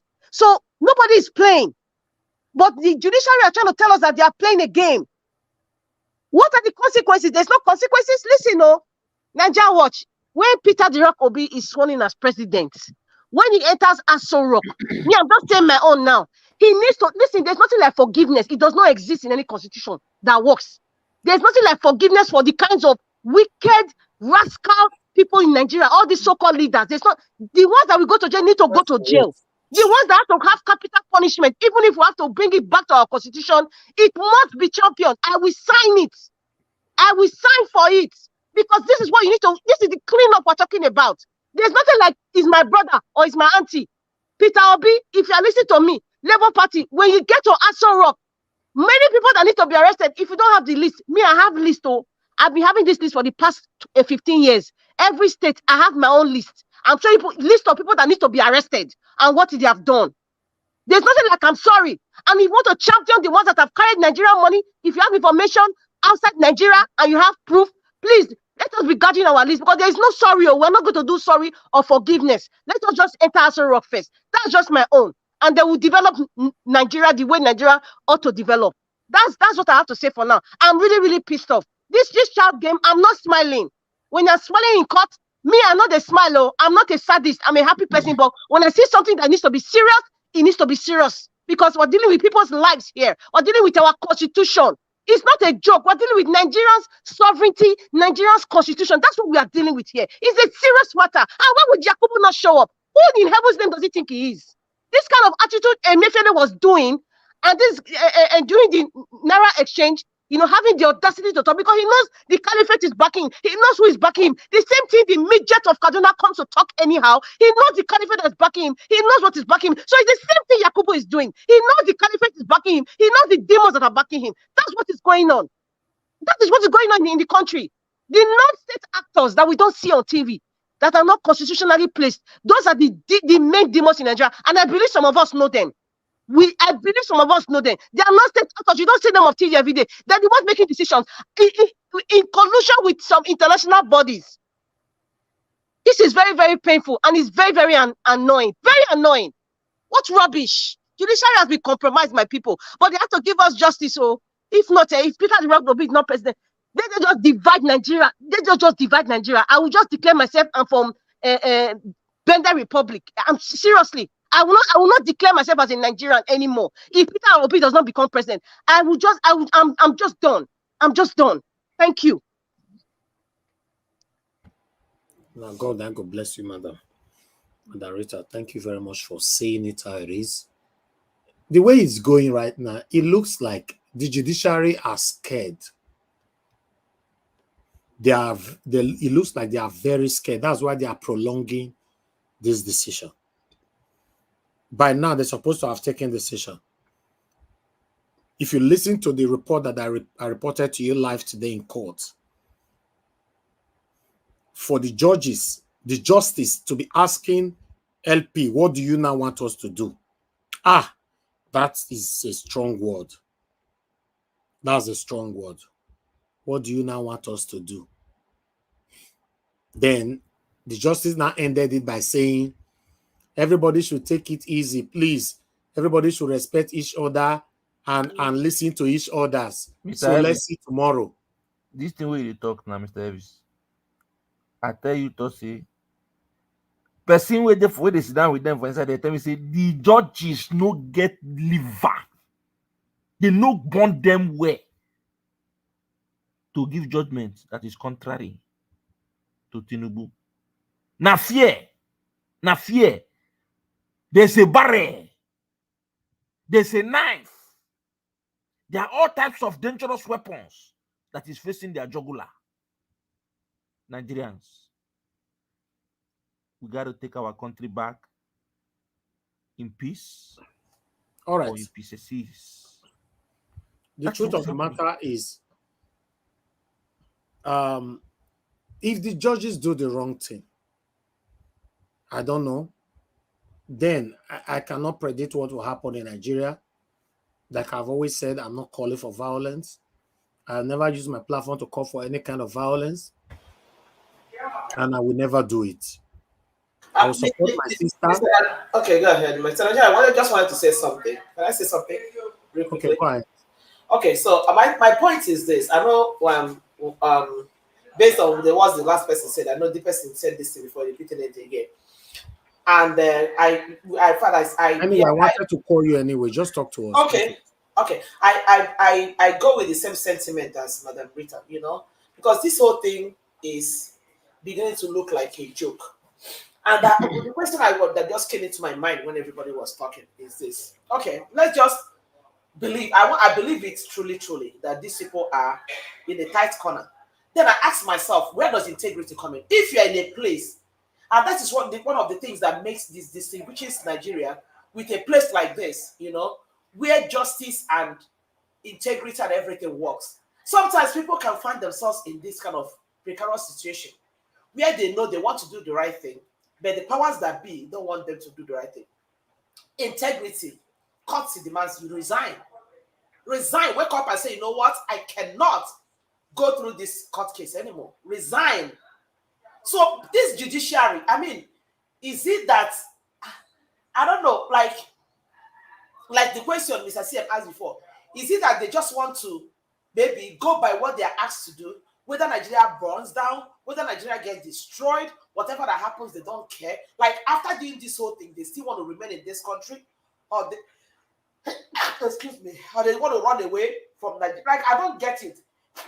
At this point in time, I ask myself, if these people are people who truly have integrity in them, if you think that this thing is not working for you, you can, excuse me, I'm so sorry, you cannot continue because your hands are tied. Or are they trying to tell us that everything that we are seeing so far that is happening, coming to court, presenting these documents, it's all about joke? Maybe after the whole thing, they'll just sit with us and say, just let them be bringing their evidence. After the whole thing, they give themselves high five, say, just leave them, maybe they do, and when time is up, we'll just give them. Is that really what they want to do? Like, is that really what the intention is at the end of the day?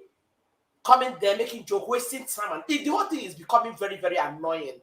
The whole thing, like, to tell me that you are in a court, it's just like, this is just like a father whose children constantly,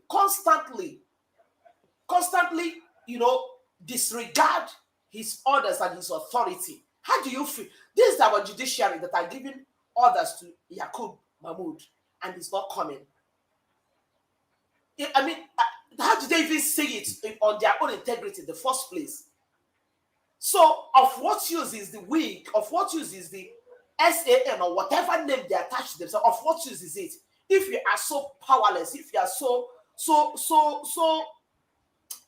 if you are so, I don't know the word to use, to the point that you can order something and nobody can do it, or to the point that there is someone somewhere that tells you, make sure you go today and do my bidding. How old are these people that we're talking about in the first place? How old are they? You want to tell me that? Madam Nena, Yes. let me point something out to you. I don't know whether you've had the opportunity to attend a criminal proceedings or a court proceedings in the court. I have. You see the Tinubu and APC and the INEC lawyer, they are not even defending the case. That is the reason why you see them when they come, they don't have cross-examination questions. When they have opportunity to cross-examine, they do not even cross-examine, with an intent to bias the minds of the fact finders. They just come there to show face, to stall the process, because they know the backing. They know. Well, that is the most annoying part of the whole thing. That's why I'm asking the question I'm asking. So those judges, that's those old people that are supposed to have some honor and some dignity. So they just want to come every day for how many days they're going to sit there just to waste their time, waste Nigeria's time, just play games with the entire world. Everybody that is watching this tribune. Is that really what, I mean, does that really tell good of them? I'm just trying to find a way to to express what I'm thinking. Does that even make any sense? It doesn't even make any sense to me. Like, you just go there, maybe like you said, they don't know exactly. They just want to, they just leave them, let them be presenting it after the other. Like, what exactly are they doing? So at the end of the day, how do they expect Nigeria to look like after the whole nonsense? Let's assume that they ended up playing this game, and at the end of the day, they just throw everything in the trash. Like, at the end of the day, how do they expect this country? How do they expect this country to be? And the whole thing still boils down to our people that still sit down and listen to this kind of things. And some people still defend whatever nonsense that is going on. And some people are still not speaking up. Because this whole thing is becoming so glaring that these people don't care about anybody. They don't have no regards for Nigerians. They don't have no regards for anybody. And that I still ask myself, how can anybody even believe that a situation, a group of people that gather themselves, that call themselves leaders, that handle situations like this, will ever have anything good to produce for the welfare of the common man on the streets? It's not looking like it at all. So where are we heading to? What picture are they painting? What tomorrow are they talking about? I mean, what exactly is going on? I don't get it. I don't understand it. Can I interject? Sorry, let me just finish this. Sometime last year, a friend of mine, her husband didn't even know that he had a moving violation with his vehicle. This man didn't even know. Or maybe sometimes Some of these people, for people that live in the US, I don't know how they do it in UK. They come to your car where you park wrongly, they put this ticket in your car. Sometimes you come and maybe by the time you come, breeze have blown it away. This man didn't even know that he had a parking violation. As at the time I'm talking about, this man was doing his nurse practitioner. I mean, as a doctorate in nursing. He was going to submit something on his way. Police back. The guy is not like, what did I do? PM, the next thing they present to him, you violated, you did not show up to court. The guy say, court case. I don't even know that I have any court case. They present this thing. The man was seeing his name, seeing his car, seeing his number, everything. When did it happen? Before he said Jesus is Lord, this man had not enter back home. The man, his hand is already behind him. Because they were already looking for him. Like, and you tell me that something as simple as that. This man nearly go jail. If not that he went there, pleaded guilty to nil and paid whatever it is and every fine that's on top of it. And in a country, yes, a court, one of, oh my God, judges we give subpoena a common citizen to come to court and the person is not coming and these people have the guts to tell us that there is nothing they can do. Then of what use are you sitting down there? Just to sit down there and collect money from the highest bidder, put in your account, the money that you don't even know how many years of your life you have to live to enjoy. Because with all these people that are this judge, I don't think any of them is less than 60 years of old, 60 years of age. I don't think so. So how long are did they think they're going to enjoy the money that you cannot do right? It's so annoying. Like it's very. Somebody wanted to say something. Just go ahead and get and do. Maybe not. I just wanted not to lose my line of thought. Just go ahead. Yeah, I want to ask a question because all of us are blowing hot. A judge asks you to climb the dock in a case of a murder case. I refuse to climb the dock. I refuse to say anything. Then, what judgment? And you are the one that did the thing. What judgment will the judge give? And if the judge want to give a judgment in support of the man that refused to climb the dock and speak to defend himself against a murder case, then what kind of judgment? I want us to speak the judgment the judge will give to that person. No. Let me. That one is a straight answer. No. It's not straight. It's not straight. That Black Panther, that question now you have to rephrase it. It's, for a criminal case, the defendant he must not climb the dock. A lawyer can speak on Wait. You get my question. Don't criminal. Don't differentiate it. I think now, I understand where you're coming from, Black Panther. Yes, thank you. Use the civil. No, you don't use the civil. Say in a civil matter. It doesn't matter. Get the main point he's trying to make. Exactly. He doesn't need to say civil. Yeah, everybody know what he's trying to say now. Yeah, the point is this. It means that when the judge give order. Exactly. Yes, when the judge give order, in this case, now. A good example is no. You guys stupid. Let me say, Black Panther, brother. Donald Trump, speak, please. Donald Trump, didn't he have to come to court?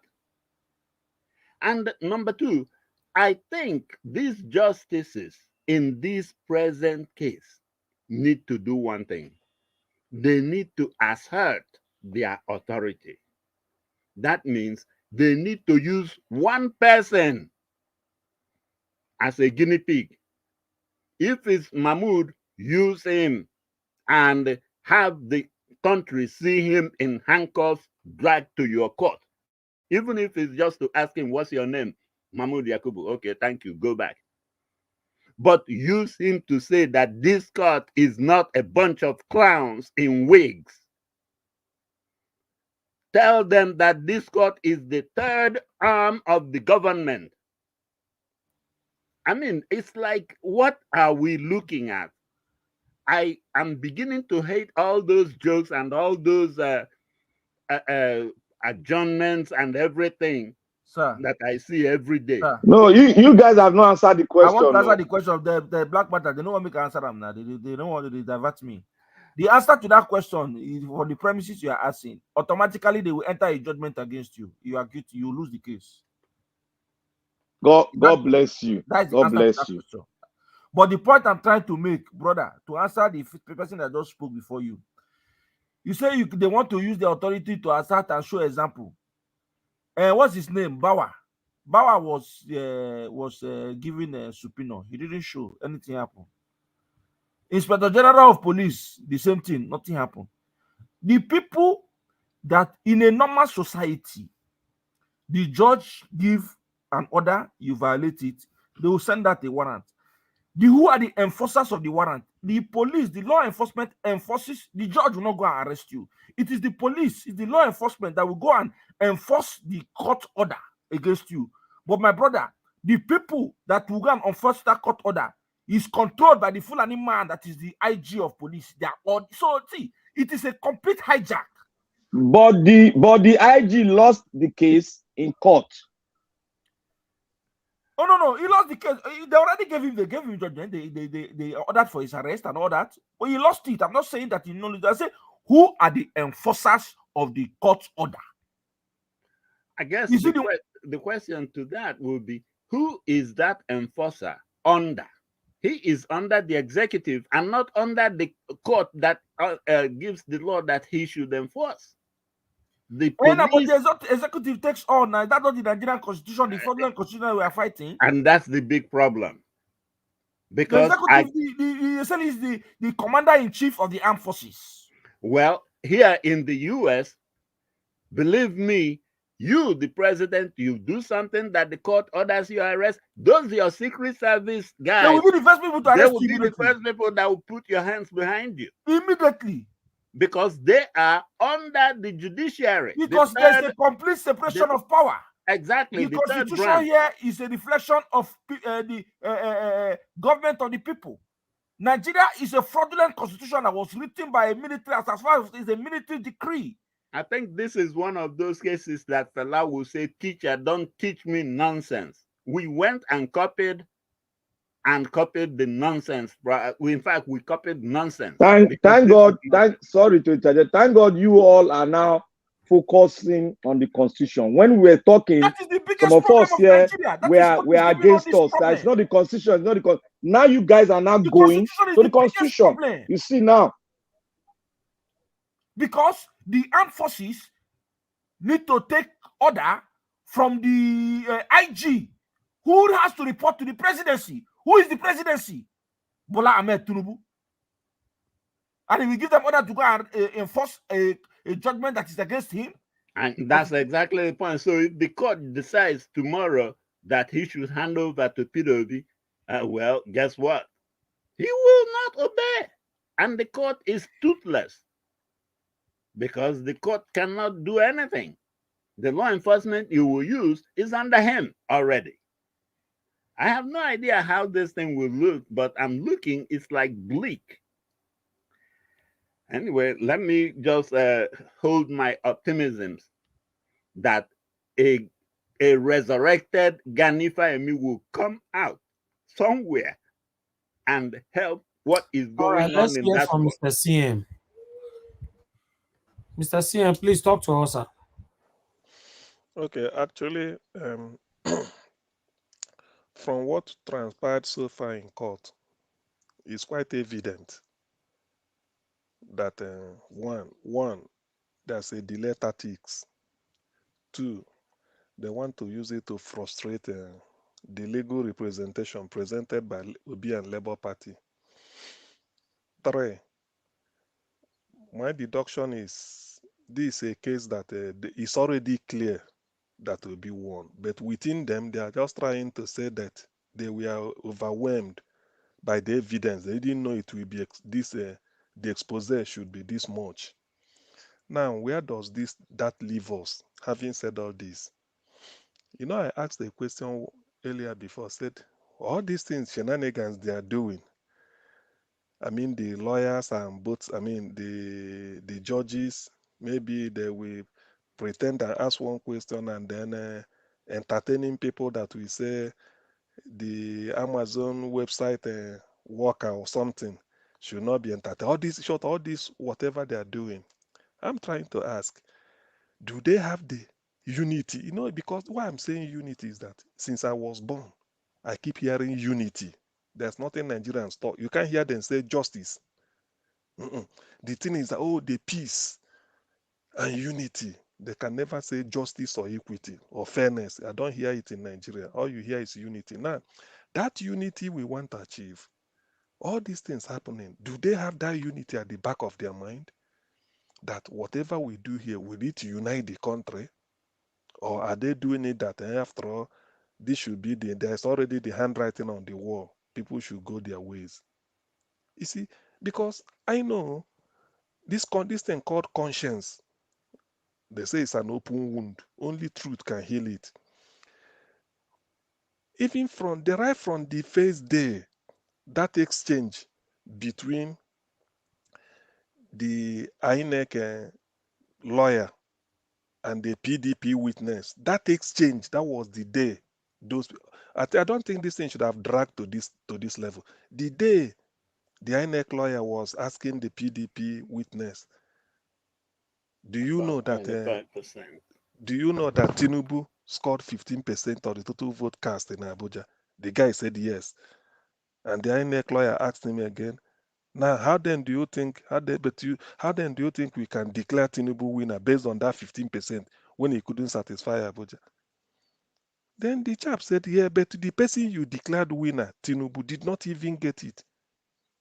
You see, that's what they call in the Bible the great confession. When people were asking the disciples, people were saying, who is really this Jesus Christ? And the disciples heard about it. They called their master in their quiet moment. Say, Master, people have been asking us, who are you? Who are you? Who are you? We don't. He said, then who do you think I am? What did you tell them? Only Peter said, you are Christ, the Son of God. That was the great confession. So that moment is the confession that yes, Tinubu should not be, even on the strength of that Abuja alone. Remember, Olisa Abakoba said it before the court commenced. He said we shouldn't waste time. 1 week is enough for this. Let's bring out that condition of Abuja. Did it satisfy it? Yes, we move. If not, then we know where we're going. We shouldn't waste more than a week on this case. That's why I ask, because sometimes, in Nigeria, we are too hypocritical. That's because people will always say unity, unity, unity. I agree. But all these things they are doing in court, do they not know the truth? They had better call Peter Obi and tell this man relinquish. INEC, give this man certificate and let's go. The agent, all these things Obi is exposing. Obi has defeated them, that Abuja alone. Because if only Obi satisfied Abuja, probably that's what they are waiting for. If only Obi has satisfied Abuja, it means Tinubu and the Atiku shouldn't go in. Now, if you satisfy Abuja, it's not enough. There is still 24%, 24 states to satisfy. Now, when all these things, what they should not be interested is all these back issue, these results they are bringing state by state to tell them the level of mutilation and everything. And all these things we are in favor of, we are done against P2B. On the strength of the ones they corrected, they accepted alone, it shows P2B is in the lead. Is that not what we want? Why are they wasting time? If they are doing this thing with intention because they are looking for technicality, this technicality they don't want, they now want to use delay tactics. They ask you one question, they change it again, they change it. By wasting time, they will join. Tomorrow they will come. Before you know it, oh, is this. Maybe if it remains 2 days or 3 days to 180 days to elapse, they will say they've given this thing, go to Supreme Court. Supreme Court will see the next hour, hey, on the last day of the 180, they will say what they want. See, it is easy to envision something, but you may not know how it will pan out. It is in the interest of INEC, this tribunal, to be good neighbors to Nigerians. All these things they are doing. Because when they are talking of this law, it's written in English. All of us here can read it. We know who won the election. It's clear, even the world know. The man in Agbado in Aso Rock know he did not win. They know it. So whoever is saying God did not born them well, that they should go against the GCFR, Nigeria does not belong to anybody. What I'm saying is, I am of the opinion that a lot of poor people, more than 130 million, because they say it's 133, multi-dimensional, that was months ago. With the way things are now and the devaluation of the naira, maybe dollar has come to 900, or I don't know, to the naira, and pound might be hitting 1,000. With this thing now, that multi-dimensional poverty, we should be approaching 140, 150. Now, when you have people like this at the back of your mind, don't carry in mind the people like Akpabio, those handful, Tinubu, all those people, these are the eating wicked them. Think of that 150 or 140 something million poor people. That is what will be at the back of your mind. When you dislocate their equilibrium, because I know we don't have to use certain words here. When you dislocate their equilibrium, Nigeria today is a failed state, we know, but it's still a bit stable. We can manage. At least somebody can sleep and wake up, unless you fall into harm's way. But if they use their mouth or this thing telling me they're a judge, we can do it. Tomorrow they say the judge has decided. If they use their position to dislocate the equilibrium, the very fragile equilibrium now, look, one thing I can guarantee you is this. The moment one aspect of Nigeria raise flag to go, I don't think that coalition of 1967 is still available to pull them back. I don't have anybody in mind because I know people are disillusioned. I don't think any part of Nigeria will like to fight another part of Nigeria. Rather, people will just go their way. Is that what they want? Because when people are doing something, I don't believe in the burial of the dead. When you are alive, you say what you can do. When they are doing all these things, are pretending, everybody will just be looking at law. Which law? All this law, is it not English canon law? Do they practice it like this all over the world? How can we be messing ourselves up before the world, and then we think we are wise? We go to law, go to this, then bring my judgment. I refuse this. Oh, who are they deceiving? We know the answer to all these questions. In their own interest, that's why the justice they've not preached in Nigeria, that will come, but it may not come the way they like it. In that they are called unity, so that everybody will be having one passport. We can preserve it now. The people of Nigeria are united. Those 150, about 130, let me just quote their figure, 133 million people in multidimensional poverty. They are united though. They find a symbol in P2B. That's why we're contrary to people's opinion or assertion. We were saying in those days, like Haruna Goro, the lectured us, hey, don't vote for this, don't vote for this. Now, those people, they feel that they won't vote for P2B, voted. Now, what it means is that they are united. They've forgotten that their religion, they used to cheat them. They've forgotten that ethnicity. They've now united that we want this man. So if some people want to play God and feel that, who are they? They want the old status quo of 1967, the way it is then. What is it called? The narrative, it must stay. It cannot work.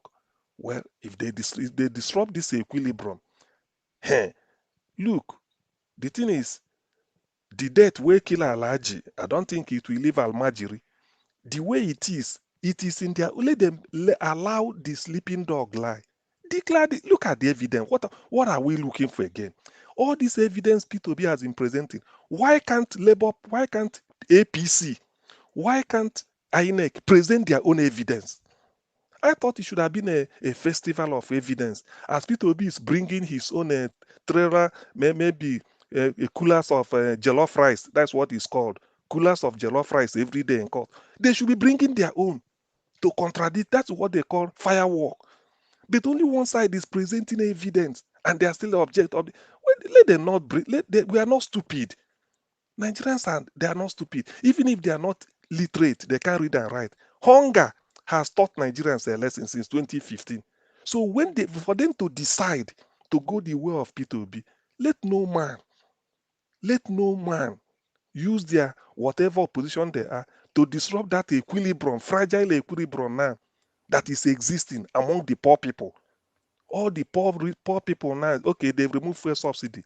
Somebody one cartoon I read, one this I read, he said, went to the petrol station, said, please, how much? He said, it's 500 or whatever. Naira. He said, okay, I voted for APC. Show us our own now. He said, no. Whether you vote APC, you vote PDP, you voted, or you didn't vote, it's the same thing. You see the suffering we are talking about? You see the suffering we are talking about? All right. Let me quickly take this. I'm seeing information coming on that, according to the report, what happened today, court admit evidences showing INEC server had no glitches on election day, You see? revealed by the Amazon staff that came in today. All mainstream medias have carried it, AIT channels and BBC, all of them have carried it. Remember, INEC said there were some glitches. Now, the Amazon have revealed that there were no any kind of glitches. It was a login and log out that happened that particular day. A password was changed, which means that nobody can do anything, and the only person that have access to that password is Mahmoud Yakubu. So it was the one that did it. He changed the password. After God bless 3 you. a.m.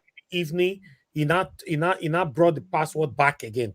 So my people, I want you guys to know that we are getting somewhere.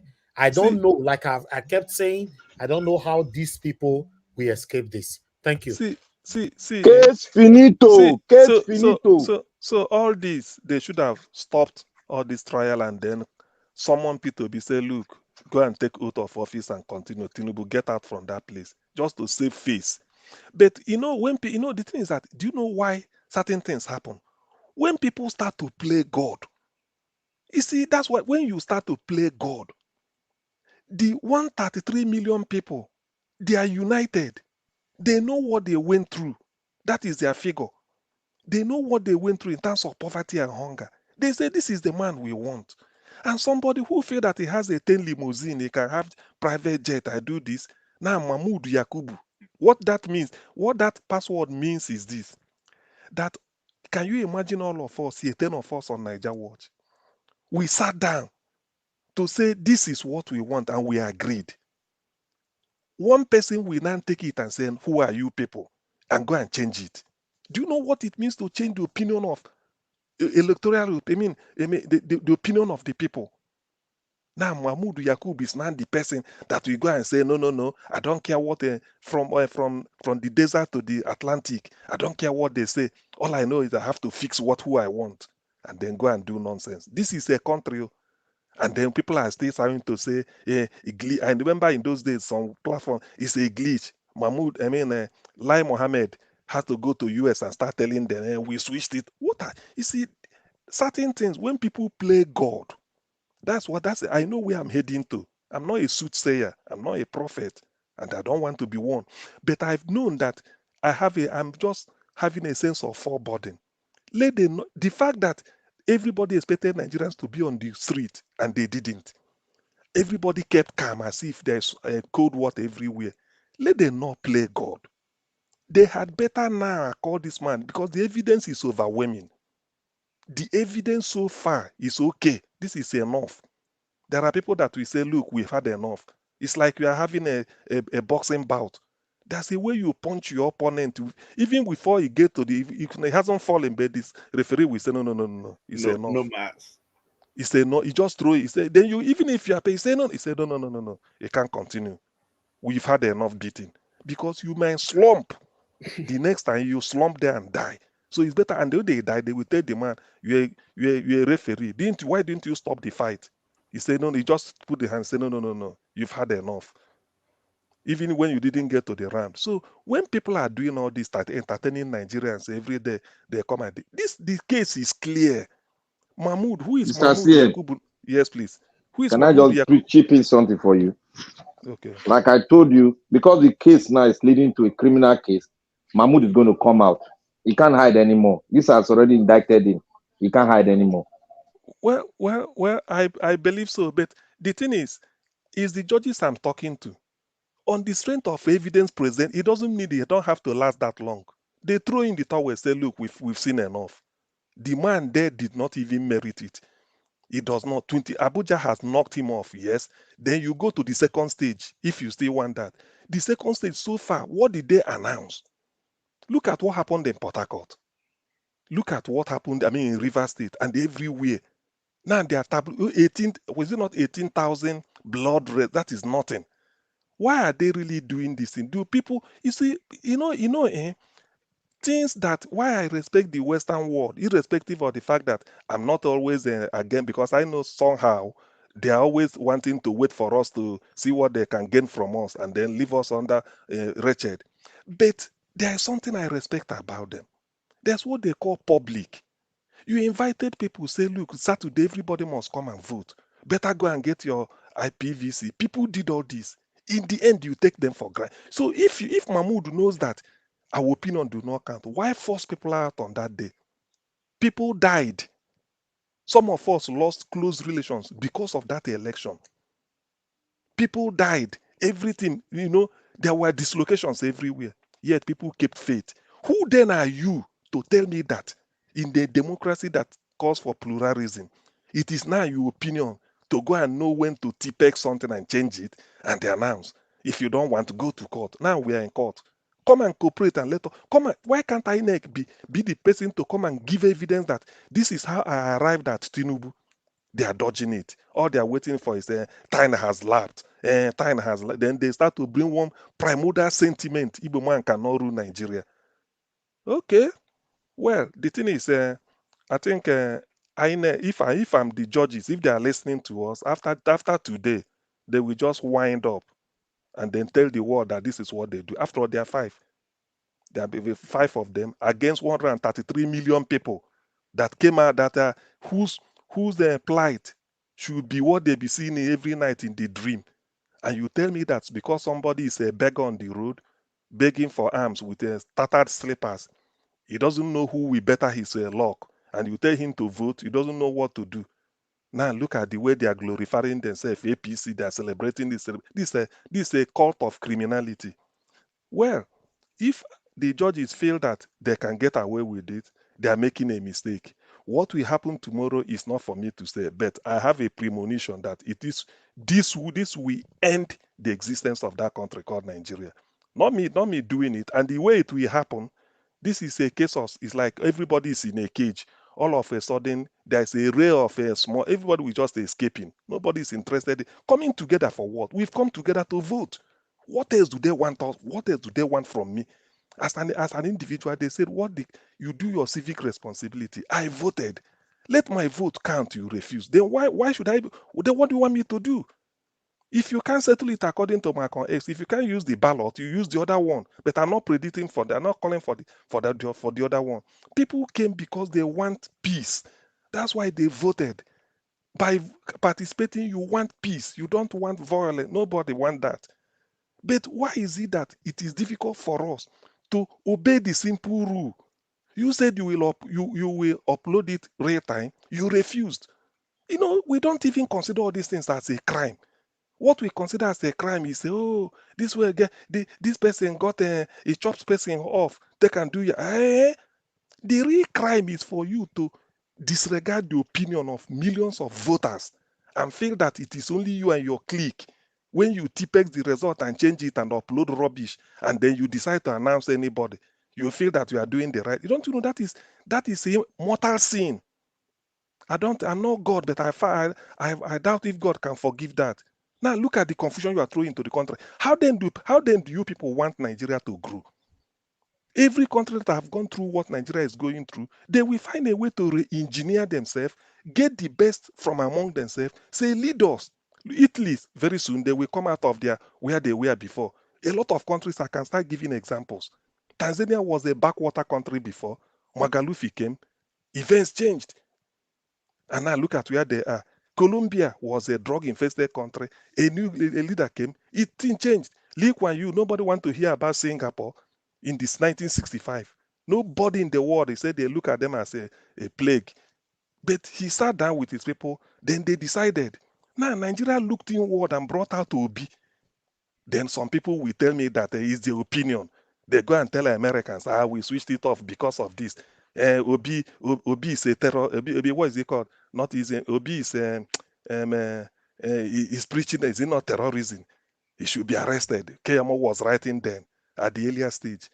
You see, when people play God, it doesn't end very well. Nigerians are united. I agree. You see how shameless the so-called Americans are. These same American people, if you are as a felon, you can't be employed. They can't get any meaningful employment. But Bill Gates now is now going to see Tinubu, who he knows is a convicted felon in America. You see My why brother, our my brother, problem? please excuse me. Oh, Eh? I don't think we should. I don't think we should focus on. Listen, Bill Gates is a businessman. Any foreigners that come to Nigeria is for their profit, is their country first, and then for their personal business. So To be we're not. honest, We should be those blaming people don't be ourselves. talking about them on this platform, please. Focus on our country, please. Exactly, our people Those are the ones people, giving, they get messing power us with up. pass anything. There's no need for Yeah, that, please. exactly. You Why see, should we back. not talk about them though? If these people Well, are not up to no good, they are coming to our I country. Why know, should we not but talk no about them? need. Talk eh, about eh, your country. No, And I'm then, not saying you we want to should. talk about them, go it's to your because living of room. Not listen. here, Let me please. answer it this way. You know, if you decide to put St. Louis sugar on your table and leave, by the time you come back, you see ant and you'll be wondering where they came from. But if you don't put St. Louis sugar on your table, you may not see ant. So if P2B is there, Please there let are me some say caliber something. of people that won't be coming in. So that's what Thank we are you. trying to change. Let me put it Thank this you. way. Exactly. Thank you. Let me Thank put you. You let me people are put trying to cover for all these people. I don't know what you people are Hey, trying to I'm do here. not Are you nobody's afraid? covering for them. For I'm not them. we are Those not Nigeria, we're covering not for trying to them. cover up for please hold them. on. What are We you are not saying? to Nigeria, we are not covering for them. What What are I'm you trying to say saying? is that Cover This for kind of what? measuring Bill that Gates. that is Please, the more reason. Listen, just follow the to Nigeria, instruction, that is please. to Nigeria, that is Please, the more CM, reason. can I do round up now? Okay, CM. please. Thank you. That is the more reason why Agbado should not be there. That All is right, the it's reason. okay. Because It's maybe okay. Thank because you. okay. You said that before. Thank you. Let me say something, please. Okay, Thank thank you. you. Everybody mute yourself, please.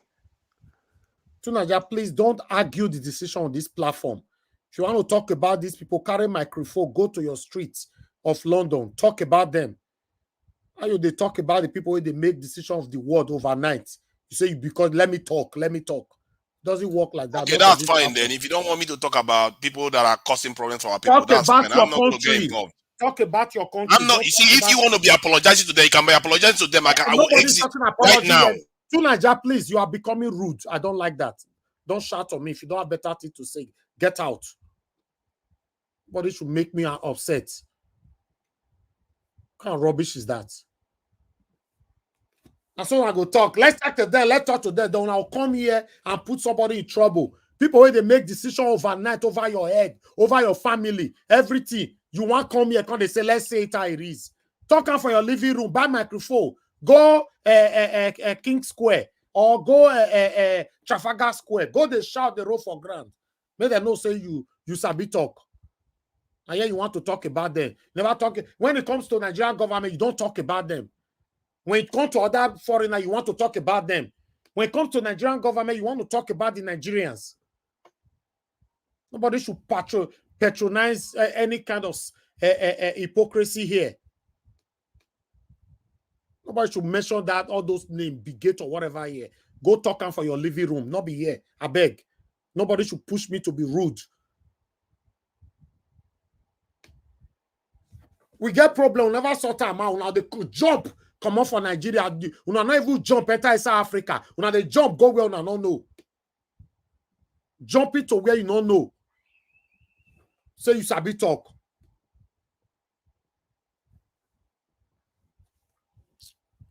Tunaja, if what you are writing on the comment section there, if you don't mind what you are saying, I'll block you.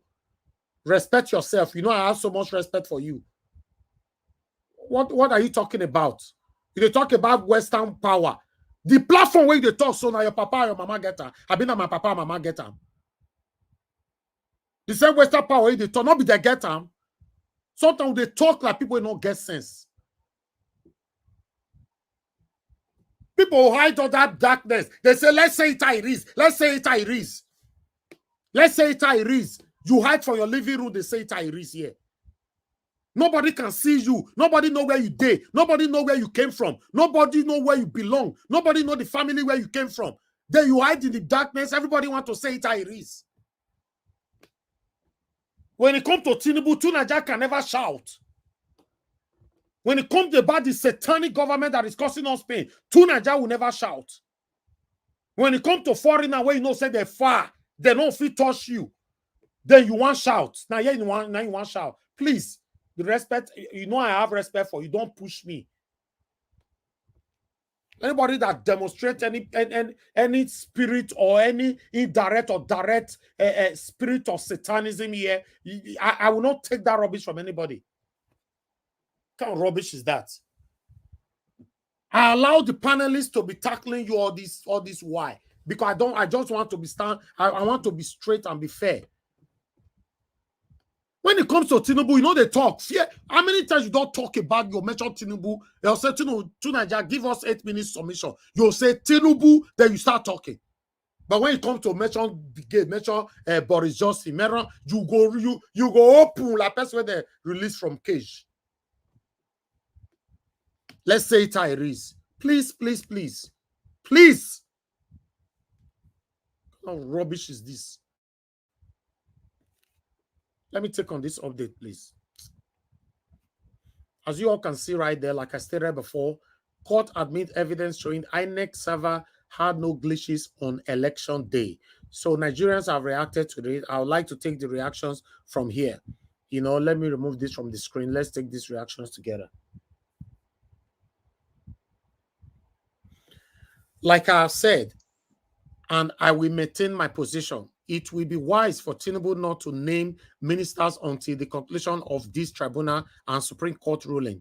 It will be so shameful to be the first president to be removed by the court for fraud. That tag will linger for ages. I have more reactions from here. Another reaction from Gilbert. He said Yakubu Mahmoud and all other state coalition officers that manipulated the result deserve life imprisonment. How dare you play gamble with the lives of millions of Nigerians? Now, Peter Obi will get full duplex inside court. You want use play. Person will sleep for court for more than 3 years. Una never know who una jam, sha. Then I have a longer one here. This one is quite long, so I'm going to take my time to take it. This one is Onyembushi. He said, if you are curious about the INEC chairman motives, look no further. His allegiance lies with his circle of friends who are often unscrupulous, corrupt, and egoistic, much like the majority of APC and PDP members. As the saying goes, tell me your friends and I will tell you who you are.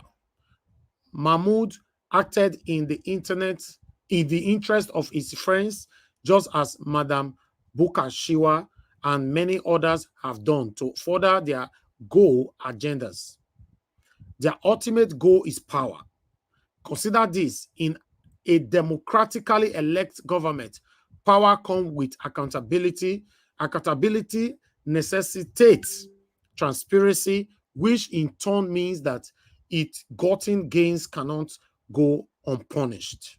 However, in a government like Tinubu's, which was founded on bribery and corruption, accountability will be absent, leading to opacity.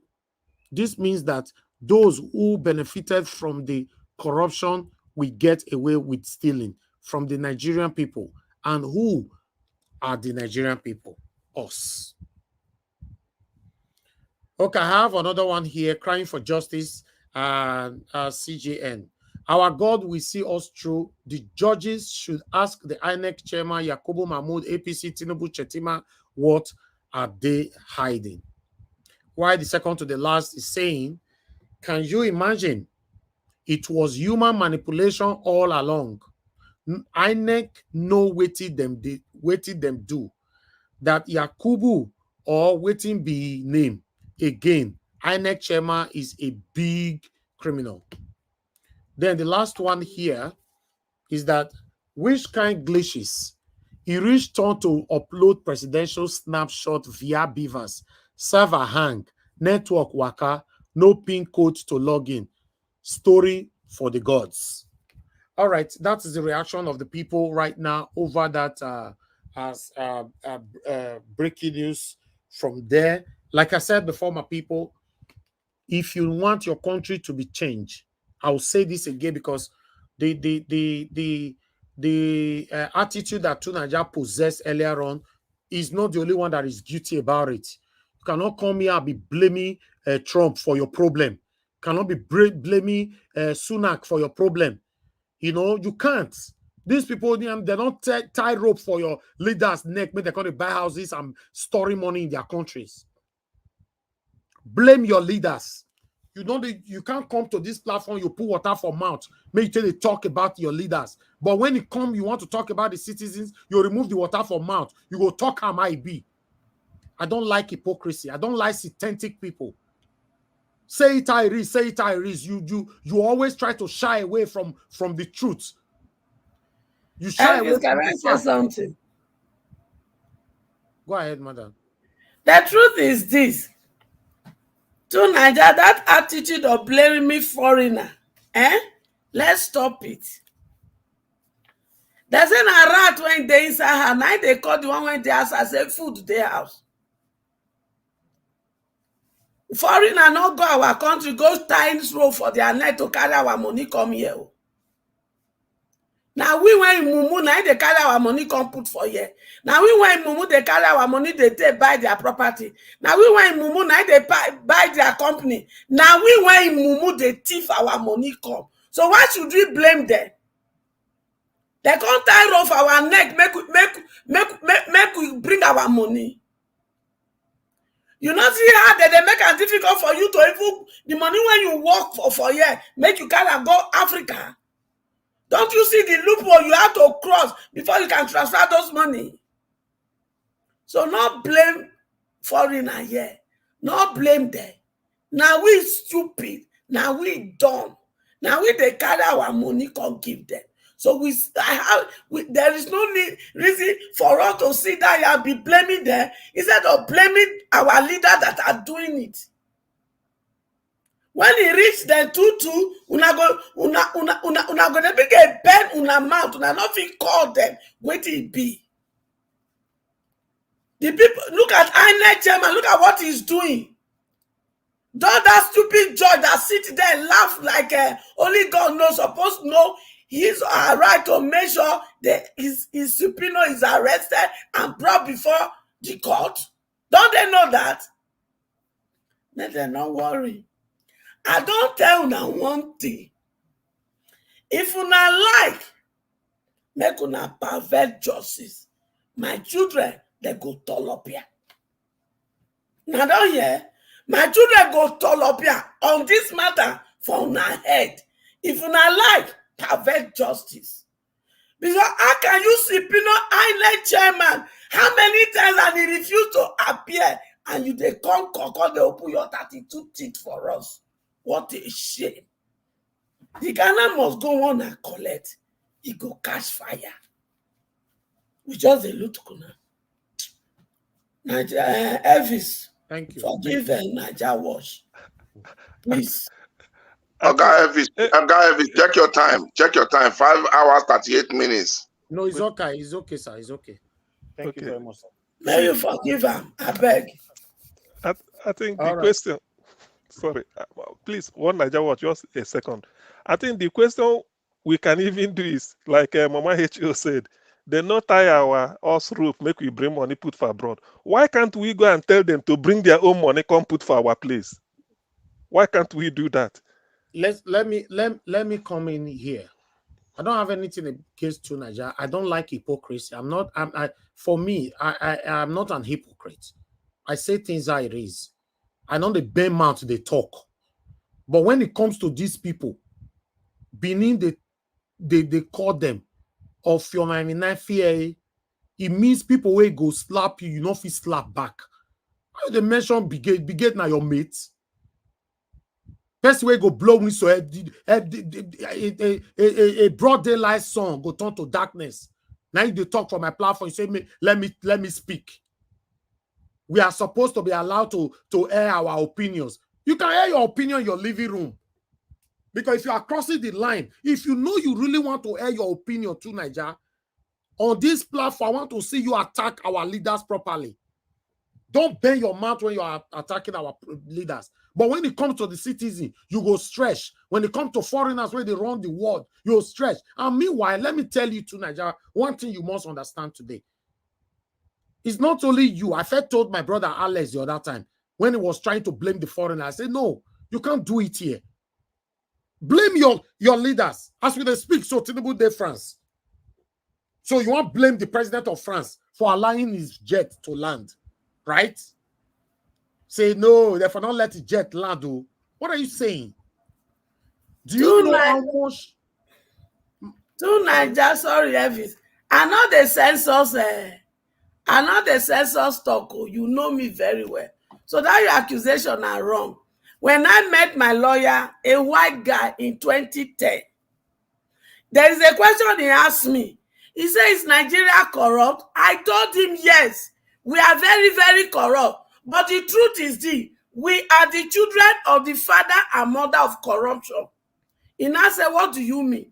I said, now, you people are the one that is making us to be corrupt. You gave birth to us. We are the children. You people are the father and the mother of corruption. He said, what do you mean? I said, our leader will steal our money. You open your border wide. You will allow them to bring the money with no next of kin. When anything happen to them, I go take the money.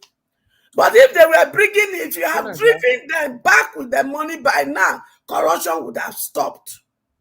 The same thing with our academic system. You allow our leader to use the stolen money to come and pay cash in your school 3 times the school fees of your EDG.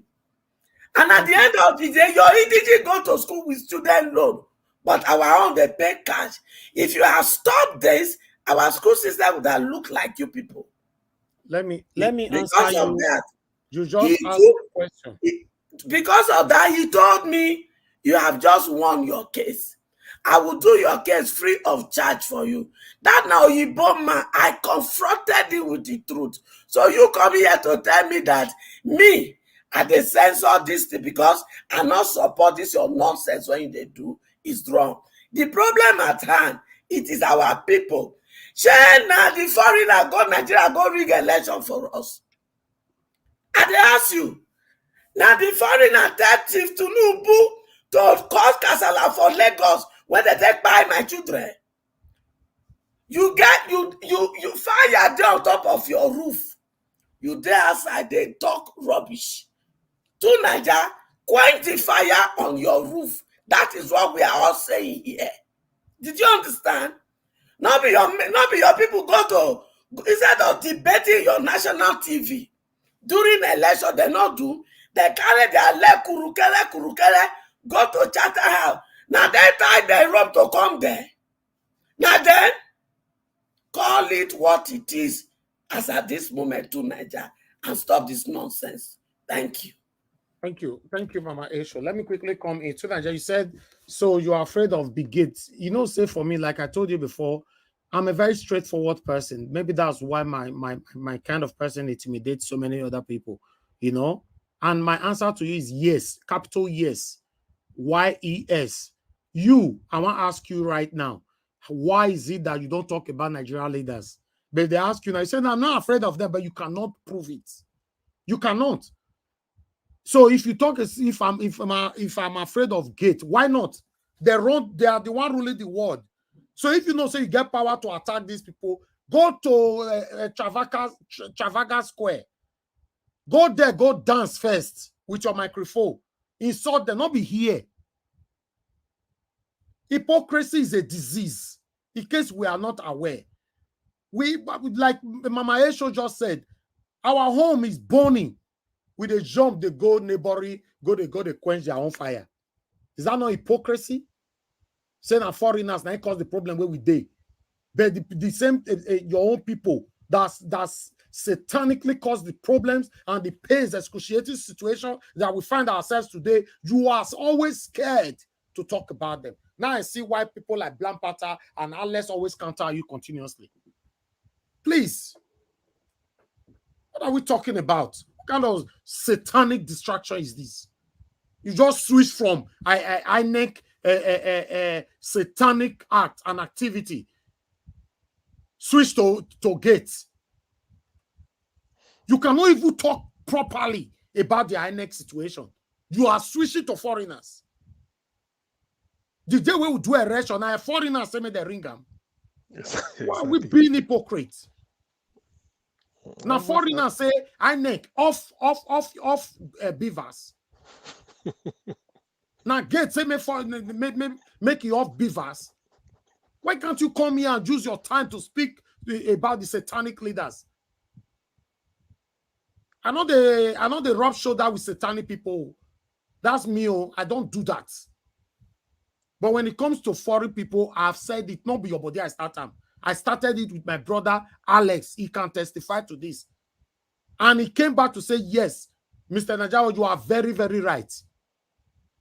I said, no, you can't come to my platform and be blaming foreigners over our own situation. Let's say it Iris. Let's say it Iris. When I don't apologize, I'm not talking about Iris. No, I can't Najawa, don't talk about Iris. Any problem that will come with it, you not can concern you.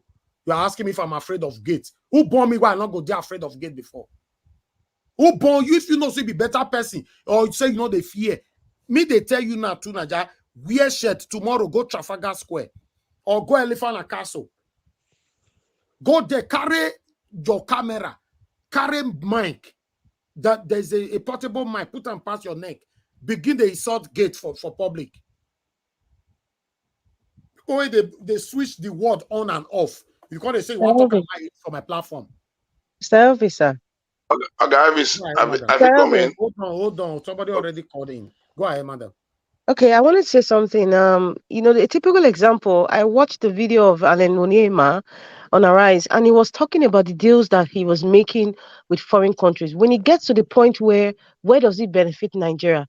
It is the decision of that Nigerian, the patriotic Nigerian, not a nationalist, a patriotic Nigerian to say, if it's not for the benefit of my country, I am not going to sign that MOU. So therefore, the foreigners didn't bend their hand to say, okay, sign the contract. It is the greedy Nigerians, like Mama Echo said, is a rat inside the house that will tell the rat outside that there's food. So if the decision is left on us, if foreign influences come in and then they're making money off us, they are truncating our systems. They didn't come there on a free will. It was given to them. That power, that authority, that MOU was given to them by a Nigerian. And that is why we are going back to the Nigerian project to say the leaders, the people who are making decisions on behalf of Nigeria, to Nigeria, on behalf, those words are in parentheses, on behalf of Nigerians. Those are the ones that we are talking to. It is not that we are scared of the foreigners, but we are talking to the people that are signing on behalf of Nigerians. And those are the people we need to focus on. We need to channel our energy to. That is what Mr. Naja what he's saying. And I know a lot of intelligent Nigerians understand that part. Anybody who wants to talk on the reverse is just a two-faced person. It's not even sitting on the fence. You are five faces. Thank you. Yes. You are no, Tunaja is more than 1 million faces. Now look what you are writing there now that yes, we all will die one day. Why are we afraid of something? Why are you afraid of Tinubu? Are you jump Tinubu, your Tinubu, they're going to talk about big gate. Sanaja Go ahead, sir. Thank you, sir. Thank you for No, this up. You have to be brief for 30 seconds. Okay, I'm brief. Mr. You want to say something? Yes. Before we came in here concerning all these things, we drew up a security architecture, and Tunaja fell inside. That was why I was always, because I am taught by my parents, that was why I was always there. Because he has been compromised from the beginning of this election. So that is why I was always attacking him, because his mindset, I didn't find the ideology is coming from. If you are not coming from any ideology and you're talking on like this, that means you have been compromised from onset. But many people did not discover it. Something clear here. Tunaja, listen. You know, for me, the same respect I have for anybody on this platform is what I have for you. The same respect I have on anybody on my panel is what I have for anybody on the comment section. I don't need to know you personally before I treat anybody on this platform. I treat everybody equally. Everybody can. In fact, if you are not part of the satanic thinking, 90% of the people that know me know that I'm telling the truth. But one thing I'm going to let you know now is that You cannot come to my platform that you want to say it how it is. 1, 2, Nigeria, nobody know where you came from. You see, you already hiding something. Me and they carry my face, they come out here every day. I don't they hide from anybody. And they carry my face, they come out. Everybody, they see my face, how I be. You understand? I don't hide from nobody. You do, in fact, most people where we even there, we know where they come from. Even though they don't want to show their face. Nobody know where you come from. Nobody know the state where you come from. Nobody know your brother. Nobody know your sister. Nobody know anything about you. That you are coming here to say it how it is. Are you calling him Tinubu? Yes, so yes, I think maybe it's Tinubu, because we don't know where Tinubu comes from. I don't know where Tunaja comes from. Until Tunaja tell me where he comes from. Now they are gonna know, say yes, he's truly my brother. As for now, Tunaja maybe not Guinea come from or Yugoslavia. He only learned things about Nigeria and is contributing to it. So please, Mr. Edwin, talk to us. Thank you for joining us. Good evening to you. Thank you very much. Co-panelists, comment section, I greet everybody. I'm sorry, Mr. Edwin. I'm sorry that I have to stop you. I'm so sorry about this. I already picked a call. It's okay. It's okay. Was counting. Mr. Agbe, thank you very much for joining us. Please quickly talk to us. God bless you. Thank you. God bless you, Niger Watch. God bless you, my dear. It is my daughter that just distract my attention. God bless you, my brother. You see, you know why we always pray for you, Brother Elvis. Listen, just listen. You know why we always pray for you? Because, in fact, let me use myself. Why I always pray, blessing you whenever time I call or whenever time I join the panel is because the people who do good things, they are what God, what they call the people that God called. You understand me now? So from the beginning of this, this platform, I told you that when you start this platform, we'll be watching you from the screen, without coming to the show there. You will never ever stand on the wrong side. You always speak to take the name by the hammer on the heads of the name. Now, that's why we are praying. Whenever time I call, I always pray because you look like it's just like a pastor, just like a gospel preacher, just like these are the people that Jesus was talking about, that when he was tested, they give him water to drink because of the good that you have. The good side that you take of the people. See, right from onset, if you remember vividly, when we were coming to to this platform, to the platform as a panelist. If you remember, you will still remember, I was the first person that exposed one man go to more. If you remember, I was the person of mention his name, one man go to more. I was the same person that still mentioned these two Nigerian names. That when he came in, I told us that then that he always go to different platforms and distracting people attention. That is two Nigeria for you. Two Nigeria, they don't have interest on the things that concern his country.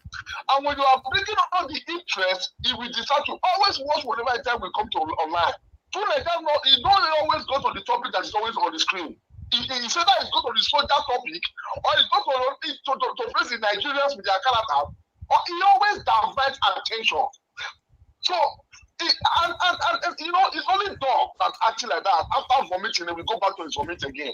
So I think Starita, when she was talking about what Alex Onyema said in the Arias television. If you listen to him very, very well, that MOU, Alex Onyema said that they already give him his own percentage as the airline flyer. He has a very big percentage for himself as an individual. But he was so concerned of what his own country will benefit from this MOU. And that is why he turned it down. He said he's not going to accept it because his own country is not going to benefit a percentage exactly. from his. How can you jump what is happening in your country? You are talking about people where they dance for markets for another country. Because people pursue you. As you say, that is the truth. Let him go to the Screen Square. Let him go to London. Let him go to the you are talking about the colonial master. That is how you attack Shibose Kobenagi, talking about colonial masters. And you are in the colonial master's country. You never move and say, let me go to my own country and go back to my country. You are in the colonial master country and you want to insult them. They have made good road for themselves. They have told you that, listen, this island is, they have educated you in different ways. Now you want to pull your own problem that you need to solve. So people like the two that as you said, there are 1 million faces. They can appear in different kind of places. Are you getting my point now? So let us not be distracted. Let us focus, because two Nigeria right from day one, two Nigeria never support the better Nigeria. And it's a true brother. Two Nigeria is a Yoruba man, partly Yoruba, partly one side where those whether how Bushi or all those other area. That is where two Nigeria comes from. Thank you. Thank you for calling in. Thank you. I want to quickly say this on the comment section. Please, you can disagree with Tunaija. Please, nobody should insult him. This platform is not about Tunaija. This platform is against insults. Please, please, please disagree with him. Call him hypocrite. That's fine. But when anything more than that, no, please, please. I'm totally against it. My platform is against it. We should have that in mind. Nobody should have any right to insult anybody here. And as long as you tag his name to that kind of words, you might likely be blocked. You can say what you want to say as long as his name is not part of it. That's fine. Thank you very much, my people. I appreciate you all. I would like to move on back to Mr. Edwin. Mr. Edwin, thank you very much for your time with us. Please, thank you very much. Let me quickly contribute briefly about this issue that is connecting to Nigeria. You see, there are ways people fight for their country. The grandfather is one of the people that gave birth to 19 in Nigeria, Fred Ajujua, when he was arrested and arraigned. When the judge now asked him, and they were now prosecuting him, he said, "My lord, I want to give my submission that whatever that happened, I never duped nobody. I was only a businessman. And then we went into business transaction." The judge now said, "Can you explain your transaction?" He said, "Yes, I'm a businessman and my product is greed." I said, "Greed." The judge said, "Go further. It's not clear." He said, "I said greed. And when I put it in the market, whoever that buys it, then we have to close up our transaction." He said, "Yes. What I'm trying to say is this. Somebody who wants me to be prosecuted that I've done something with him or duped him in one way or the other, this same person is going to face the same sentencing the way I'm going to face. Otherwise, this case cannot move forward." Then I said, "How?" He said, "People who said and who read that I want to sell my country or my state, a state stadium, for example, for 20 million, and he knows that stadium is more than 2 billion, and he offered 20 million, and he knows, and I told him that this thing the government knows, but the government, people in the government don't want to surface. They only just want me to do it under the back door. And this person now happens to buy it, knowing fully well that this thing is not proper. And I told him we are going to do it through the back door. And he agreed to do it with me through the back door. Then why is this person crying? I said agree to them, they bought, and then they paid. So if they want to charge me or want me to be charged, they should not ask, you people should not ask them, why is it that they are doing business with me, not confirming from Nigeria government, or not trying to come through the normal door? That was usual. What am I trying to say is this: whatever you are doing to Nigeria, nobody forced us to bring money here abroad. For you to send any cover out of here, at the end of the year, I don't know where that place, but where I am living, at the end of the year, when you send too much money, official, they will ask you, how much do you work? What did you make? How do you get more than enough to send home? No talk of somebody who take billions and trillions out of a country. That is their own foolishness. But they thought they are dealing with Nigerians. But many of this money finally ends up in the hand of their bankers abroad, who will now inherit them because no nest of kin to inherit most of these things. So that's how painful it is. Now, I have been trying to join since because of the topic that was on ground. You see, first and foremost, I want a lot of people to understand that we were talking about 130 million Nigerians that is affected with abject poverty. But I want people to understand why this thing is difficult for INEC to round up and give up is according to Mahmoud, 69 million Nigerians, youth between the age of 18 and 49 registered for election, got their PVC between the age of 18 and 49. And the total people that registered for, got PVC was 94 million. And now, when you now take 69 million out of 94 million, it's about 25 million that is the rest population of Nigeria. That is, the youths were the real people that took up PVC for this last election. And they now went out accordingly. After they must have told them that they are not useful. They don't know what they are doing. They are lazy.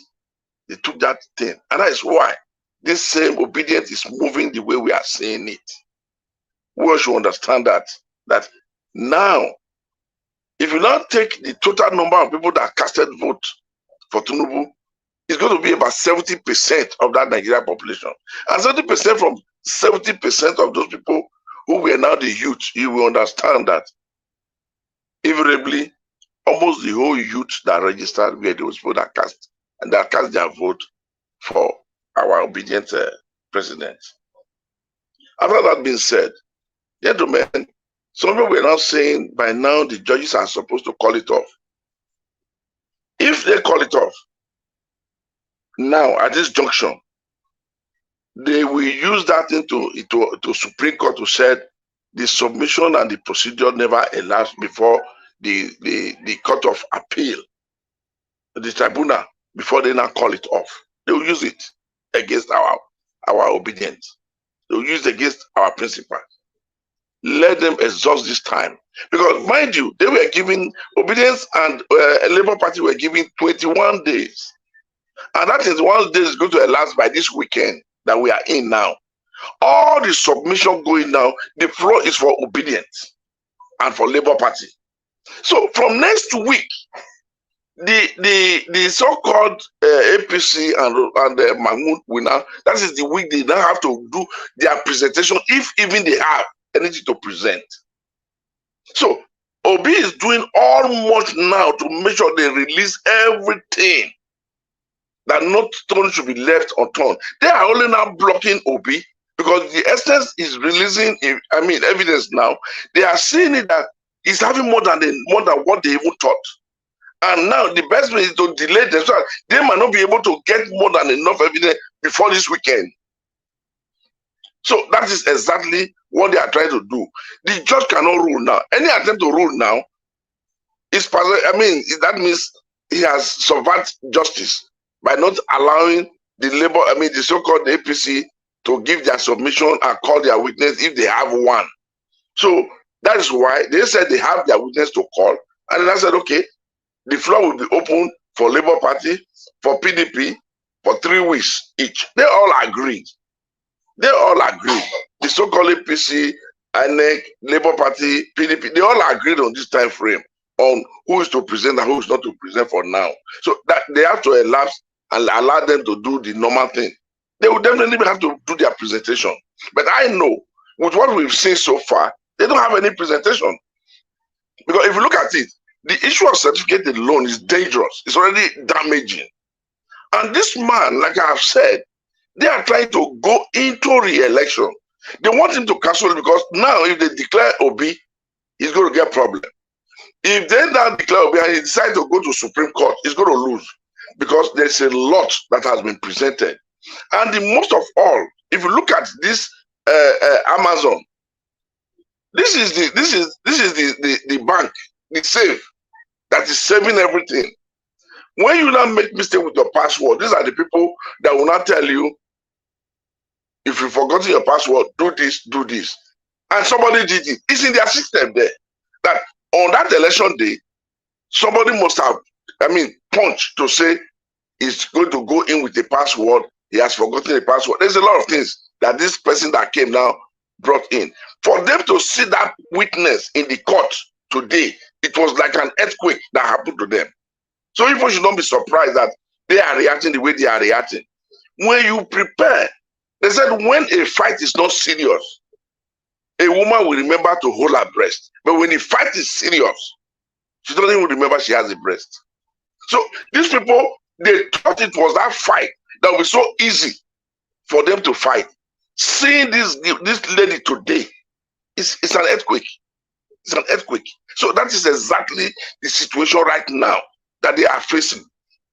If you not go away from there, this is the evidence that their own judge, their own lawyers ask PDP. Do you realize that Atiku did not have 15%? There's a lot of evidence that have been poured out there.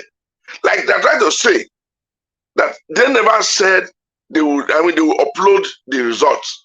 Now, videos has proven beyond every reasonable that there's just more than enough. The only thing I will ask every obedient to pray for is to pray for the safety of our Labour president, of our candidate, because he needs the grace of God and the prayer of man and woman for him to continue to strive through this period, because most of these people we are dealing with, they are satanic, they are inhuman, and they are demon. To them, nothing is important to them. No other man's life is important to them or is useful to them. So we need to pray so that these people will not be able, before the power of God, by the Spirit of the Almighty God, to guide and protect him, save him, and save Nigeria for all of us. Not for now. The judge cannot do anything. They're just collecting all those things. They are collecting. They will now wait. You'll be surprised that Labour Party, PDP or APC, they will also have their own evidence to bring. We don't know. Let's wait. Now, if they are bringing anything, they have a lot of things now that the Labour Party will make reference to among all this evidence they have been submitting. Most of them were signed by them. So it was a signed true copy. So at the end of the day, let's watch the way it's going to go. They think right now they have an ambush. They are the one laying ambush. But they are not accusing the Labour Party. They are laying ambush with evidence, with what they are bringing. But they are the one laying ambush. They are waiting. They don't want to say a single word because they are trying to lay ambush. But I know with what has happened already, no matter how the ambush they've laid, it's already becoming useless to them. So as we talk now, they have to re-strategize. Think of which other angle, which other better way we can now reprogram our system so we can make a better case or make a better presentation. That is their headache right now. But for what is happening, the judge cannot do that. That's to give them. That is the ground of a fair trial. You allow this one to do, you give them how they want. The other one now you give, they all negotiate and they come to agreement. You will need 20 days. You will need 23 days. Do you agree? This one will say yes. Okay. At the end, you are allowed to exhaust. But it's only when the Labour Party says, instead of 21 days, we can round up in 16 days. They round up. Then the other party, the other people now, which is the APC, will now start calling their witness earlier than it's supposed to be. That's how this thing is supposed to go. So we should just please relax. Like Auntie Rita has said, most of you, I know you all are concerned. And Auntie Rita, I know you are somebody who does not take nonsense. And Augustine, I know the same thing also. You people are trying to hit it the way it is. But somewhere along the line, there's always a guideline in the beginning of this type of case.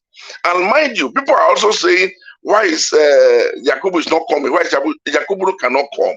Any attempt for him to come there, he will commit himself. That is direct forgery. He will go to jail. Because immediately he takes oath there. Anything he says, and later at the end of this case, they found out that he lied or he tried to change that story after taking oath upon it. It's forgery. Just please, my guy. But Thank you, sir.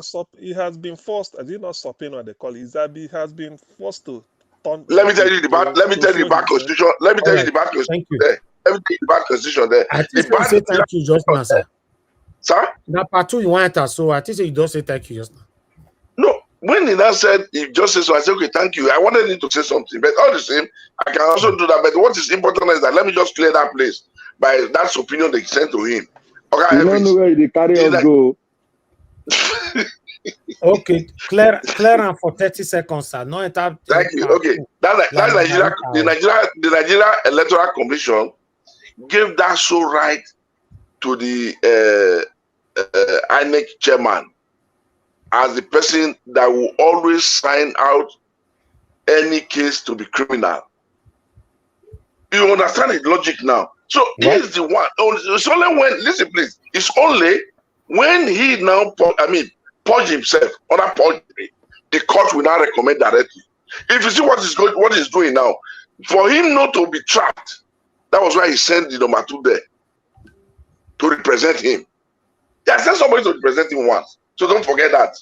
He knows what he's a criminal. Right. He's But a he's hardened not criminal. representing him in INEC meeting. He's representing him in the third arm of the government, the judiciary. You cannot do that. All right. He should go to the judiciary. We'll have more time to discuss this. I think by tomorrow I will come earlier. Then I will hit this matter like this guy just said now. We will clear it. But all the same, everything is going well. And I greet everybody that is concerned. I greet all of you. Mama Hejo, for a long time I've not heard from you. I greet you also. I greet everybody this evening. So thank you very much. We still there. We never come. We still there for the next 3 hours. So no worry. We still there. Okay, Mister, I will not lie to you. I have a school work that I'm doing with with my boy. Okay, who is next now? Who is next? I get many things though. May you wait first. Your body to the hot. I don't know where they carry me go. Okay. I'll do for the side now. They listen. If you finish my turn, then I pick up again. It's better. All right then. Okay, sir. Okay. Yeah. Thank you, sir. Thank you very much.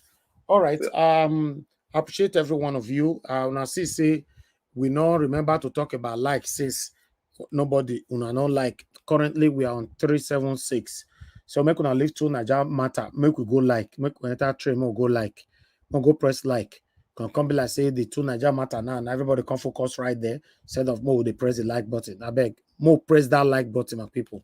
Press on the like button, remove it from the current state. You know, the current number from 279 to let's take it to 500. We can do that. Press on the like button, my people, and also press on the $sign. Support me, you know, on what I'm doing here. I really do appreciate that. God bless you all. Also help us to share, you know, and what else? Help us to click on the join button and join our membership program. Thank you very much, my people. Continue to press on the like button. I appreciate you all. All right. Like I said before, I would like to quickly. Mr. Hello, that? Yes, it's me. Patricia. Yes, please refresh. It's like it's more than 2 something. It's 337. So please refresh. Yes. You see, I'm not saying I'm more. No, it's all right. It's 400 now, Nabi. Aha. Okay. Yeah. Yeah, it's all right. It's the right number. Yeah, it's 401 now. Okay. Yes. Okay. Yeah. You know. So I'll try to reiterate again, please. Everybody should talk about what is affecting us, because the situation where we're there now, if we miss this opportunity, everybody should be prepared to suffer probably forever. Yes, some people will stand out, they say, I forbid, I rebuke and forbid and ban all the work if you don't put in the effort. Have that in mind. It doesn't matter if you live abroad. The only thing that will rescue those of us that live abroad is that the suffer will for suffer go reduce drastically. Why the people in Nigeria will affect them much. But as long as you are in Nigeria, anywhere you live all over the world, it's still going to affect you, because many of us have family back home as well. You know, if you don't have family, you have people that you loved ones, they are there. So let's pray for our country to succeed through this process that we are right now. So I appreciate everybody right there. I'd like to call on the next person right now, which should be okay, let me go. Oh, all right, Mr. Black Panther saying you want to talk by fire by force. Black Panther, talk to us now then. Okay, thank you, Mr. Naija. Let us you say you're not there. I did here. Okay, you did there. You're not there now. Okay, talk to us. I did now. I want to sing one song for you. For me? Yes. Okay. I like the way you do that. Yo, diggity, come turn around. I like the way you do it. Your diggity. Yeah. I like you, Mr. Niger Wash. I love you, brother. You are simply the best. You are very smart and you do a lot of journalism, and you investigate to get to somewhere at the right time. I love your approach. I love you giving people enough time to perpetrate all sort of rubbish they have inside of them. You give people room to express themselves, and at the nick of time, you speak out the truth. And nobody can withstand the power of the truth. And it has been displayed here, and it's been displayed, it's going to be displayed in the court, and we are all going to see it. I told you all when I was doing my submission, I said I am waiting for that IT specialist to bring some stuff out, and that would do a lot of damages to Agbado maneuvering or systematic maneuvering or by force system. And it has happened. You see what happened now? Like a past said, it has struck into the heart of the cabal. There's no two-way out for the judiciary. There is no two-way out. Who switch off that server? That is what is called a criminal offense against the state. A criminal offense against the sovereignty of Nigeria. So we should note that. I told you all that if this thing comes up, that will tell us the direction. And if the judiciary want to give their judgment, I ask the question. I gave two examples. I say, you give a judgment concerning what I've just spoken. And I'm telling you, I'm standing on my ground. There is a power behind speaking the truth. There's power, and it is divine. No man can bring it down, no matter how long it is, no matter how slow you are, no matter how sluggish you are. But if you consistently put your feet and say the truth, it will set you free. And that is what is going on. And POs has already said it. I have all the evidence to collect my mandate back, and I will prove it in the court. No matter whether the judiciary is compromised, whether this is compromised, my joy is that he has proven it, he has opened it, and the world has seen it.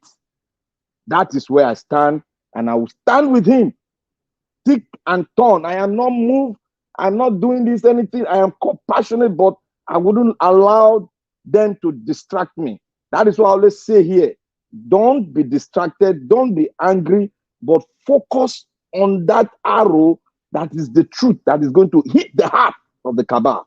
Now, the truth has come out. Now, what I'm expecting now, let them prove that IT expatriate now with their own IT expatriate. Let them prove that wrong. Because the genesis of the problem was when the server password was changed. And that was why they told them that they shouldn't send it. And when they tried to send it, the password was not working. So there is a criminal act at the beginning of this election. I told you guys there's going to be a criminal act activated against the INEC chairman, and they are going to use him as a scapegoat in this case. And the mandate will be given to us. Let them go to the Supreme Court. If this court prove us, make a judgment that this PO1, the Supreme Court has no technicality. There's no technicality under the Constitution, under the rain, under the sunshine to prove that this case wrong. No technicality. And I thank you all. I want you all to be focused on the issue on ground now. Forget about being distracted. Don't be distracted by, oh, this man, Lagbaja said this, Lagbaja said that. Just focus on that IT man. You begin to see the picture I am seeing. So focus and don't forget about the judiciary that is compromised. Let's focus on that truth, that thing, because that password matters a lot. It's very strong and very heavy. The international world, it knows what I'm saying now, and they are noting it. They know that there's a criminal act in this, and woe betide them.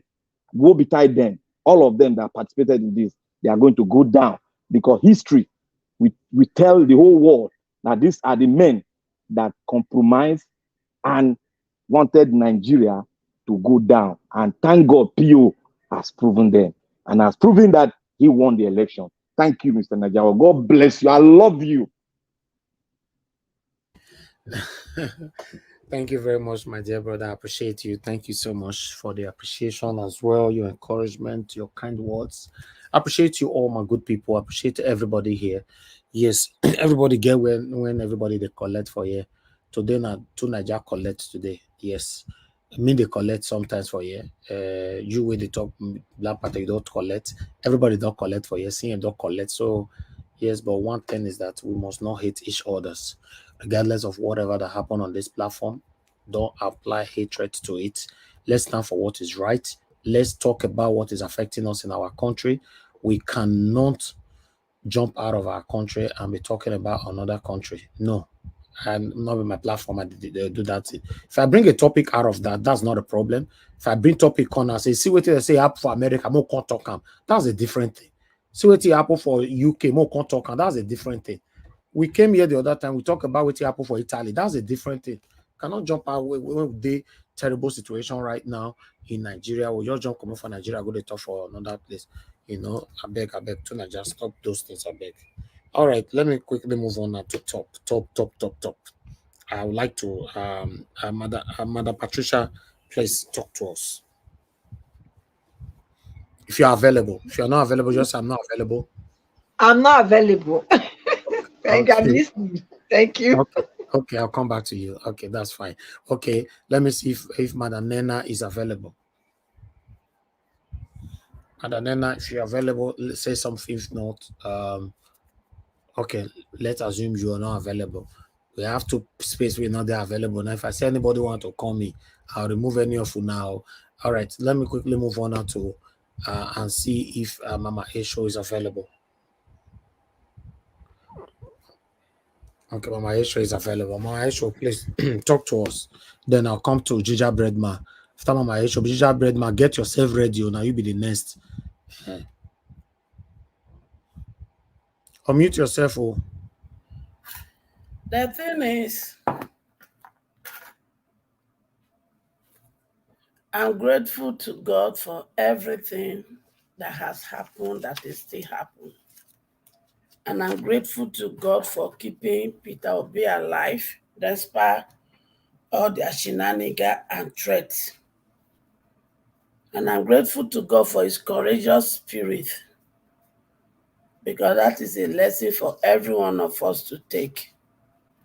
And I hope you, my children, you are learning from everything he's displaying to us. He didn't say he's perfect. Neither am I perfect. Neither are you perfect.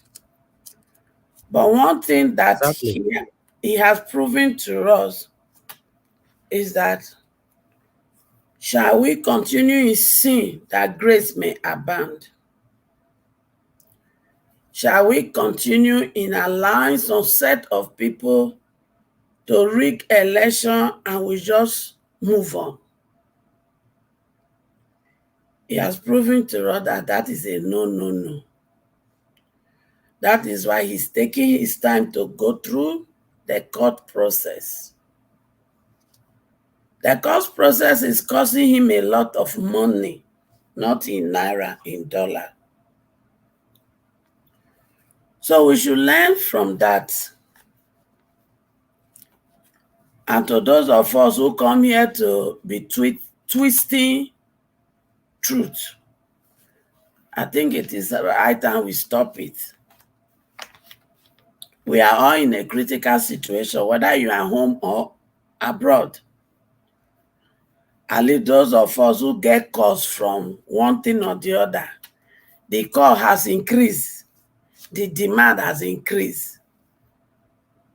So what will happen if the judiciary provides justice? It will be worse. Because even though you say, I not get, there's no way they will tell you they have not eaten for 2 or 3 days that you won't be touched. Or there is no way they will tell you somebody that is dead to you is in the hospital that you won't be touched. So let us stop this shenanigan we are playing. Let's put everything we have together and support each other until this ordeal in the court is over. I love all of you. Let's be strong together. Together, united, we stand. Divided, we fall. Once again, to Nigeria, we love you, but let's focus on our country. And to Elvis, on behalf of To Nigeria and every other person in the platform, please forgive my son. No. Thank you. Forgive who's To Nigeria? No, Yes. To Nigeria. Me, I not get it against To Nigeria. To Nigeria. No, now it's day to collect. So we don't know who go collect tomorrow. That's one thing about this platform. Like I said, I don't keep things in mind against anybody. Just say it. It's not a personal situation. We're talking about our country here. So when we out of the lane, we drag you back. You know, To Nigeria should talk about Nigeria more and stop focusing on foreigners. If you want to blame foreigners, you can do that on your own space, not here. Let's talk about our country. That's the most important thing. You know, I don't have any business with any other thing. Thank you. All right. I'd like to call on the next person, which is Takuma. Takuma, you deal with also. Ginger Breadman. Ginger Breadman is one. We have about 4 people that is not available here. Okay, let me pick this call quickly. Let's find who I want to remove. Hello, good evening to you, madam. Thanks for calling in. Please talk Nigeria watch. I come. I do distracted. I come back. All right, thank you, madam. Please always speak louder. We can't hear you. I don't know why.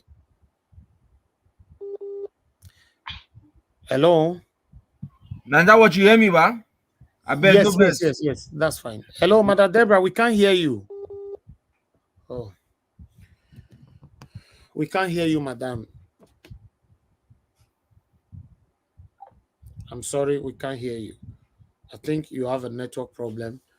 You know, once person start talking, okay, let me move on now to. Oh God. Hello, madam. Can you hear me? Hello.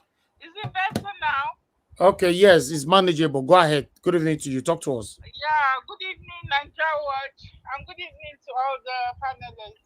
I just want to make a quick contribution to the conversation that is going on. The first one I want to contribute is I just want to support what Madam Rita said initially regarding the judiciary. The truth is that it's high time they prove to us that they are not compromised, because if they are not doing anything, like Madam Rita said, that Mahmoud Yakubu, if the courts give an order and people are not respecting the order of the court, so that just proves one thing, that the law is only enforced when it has to do with certain people. So if some people are above the law, then of what use is the judiciary? If it cannot enforce the law, they cannot even follow the law. You know, if it's an ordinary citizen that they subpoena to come to the court and he doesn't come, they will take action. But since the court hearing, the INEC has not been obeying court orders. Yakubu is not coming to the court, and we've not even seen any action that has been taken. So that just proves one thing, that is either they are compromised or the judiciary is only functional when it comes to certain people. And if that's what they are doing, how can one trust that they are going to there's going to be justice. I don't believe one bit from what they are doing now. I don't have any faith that they are obviously going to be able to do anything. I think they are just doing this for formality. Except if they prove to us that yes, they can enforce the law. I mean, if somebody does not obey the law and you're doing nothing, so that does not make sense. Then secondly, I want to just say something about Niger. I've been listening to his most of the time his submission, and you don't know exactly where it's coming from and where it's going to. Most times he diverts from the real conversation and start bringing in foreign issue. I don't know, but honestly, I for one I cannot make sense to what his ideology is. If you go to a place and they are discussing something, you bring in, instead of looking inwardly, we have to deal with our issues first before we begin to talk about external influence. But if we cannot deal with our own issues and then we're blaming other people rather than taking responsibility for what we are doing wrong, we are blaming others. It doesn't make sense. When something happens, you have to look inward, take responsibility for your own action, for where you've acted wrongly before you look at external influence. We are not doing anything right. The judiciary is not functioning. Nothing is working. But instead of focusing on that, he diverts attention from the real problem. I think that's what he is doing. It's just a strategy. He diverts the attention from the real problem and take it to another dimension instead of focusing on the real problem. When there's a problem, you have to reflect on your own self. You have to look inward and see and take responsibility, take accountability. But that's what he is not looking at that. Before external influence can have effect on a country, they have to work with the people within that country. So that's my own take on that. You. And Thank you very you much. so much for the way you handle the issue. I'm glad that you are calling him out for who he is. So many of us have known that he is just there to cause distraction. As far as I'm concerned, I don't think he's fighting for a better Nigeria. I think he's just there for a purpose. To always cause distraction. Thank you, madam. Thank you so much for what you're doing, sir. God bless you, madam. Thank you. All right. Thank you very much, Madam Helen, for calling in. Good evening to you. Please talk to us. Good evening, Mr. Niger Watch. Thank you very much for calling in. Everyone in the house. Mr. Niger Watch, I know you know that to Niger is, you've been talking about spies and people trying to bring you down one way or the other. I think somehow I've never been very comfortable with him. When I listen to him talk, I don't even understand where he's heading, because I've never heard him criticize, like every other person will sit down and, criticize what these people are doing in Nigeria. Instead of that, he will always go after the Nigerian youth and attack them front, left, and right, but not the leadership somehow. So I want to believe that to Nigeria is just a distraction. He knows what he's doing. He may just be one of those who have, gain access to your platform to, gather information and then, send it back to their masters or their masters.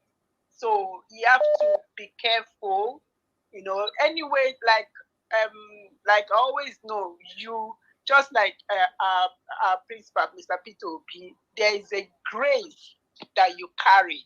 So whether they like it or not, you understand, you go further than they will ever dream of going.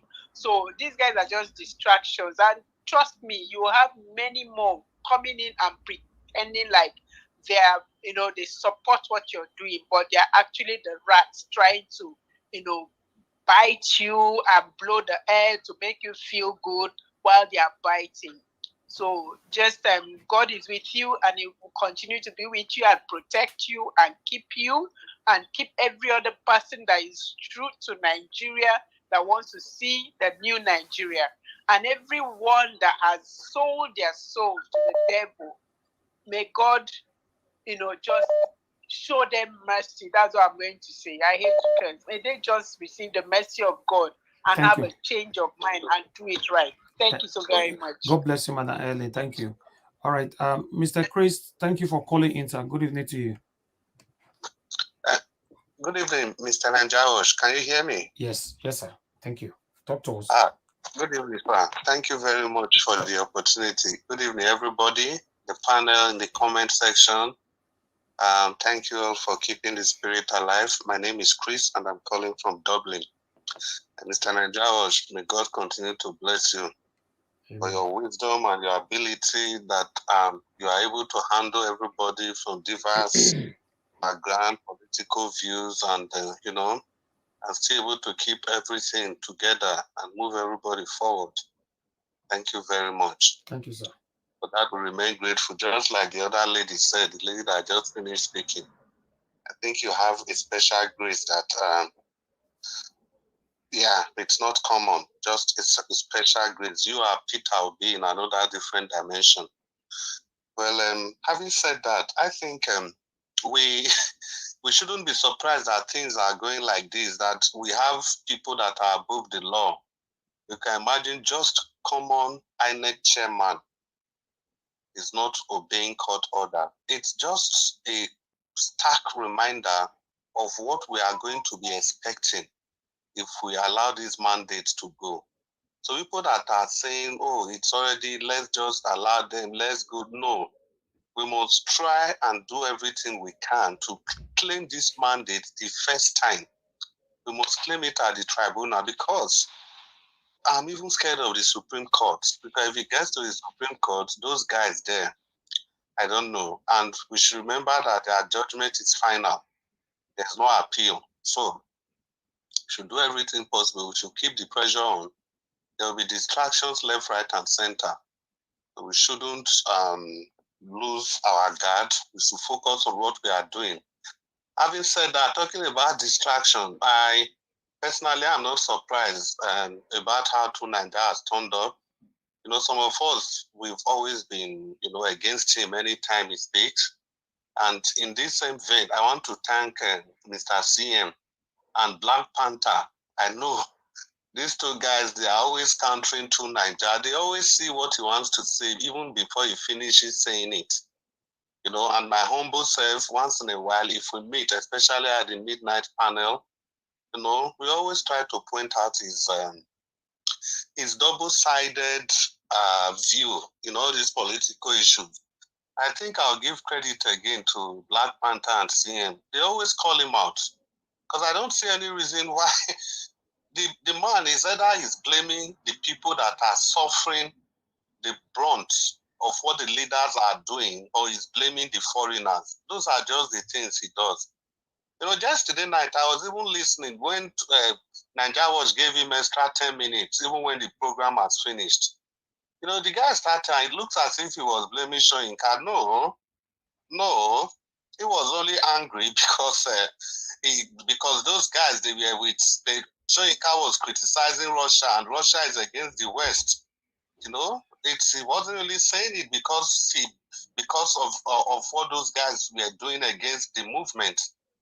So that's just who 2Nigeria is. And as long as some of us are here, some people are here, like I mentioned, Black Panther and CM, you keep getting all those antagonistic moves.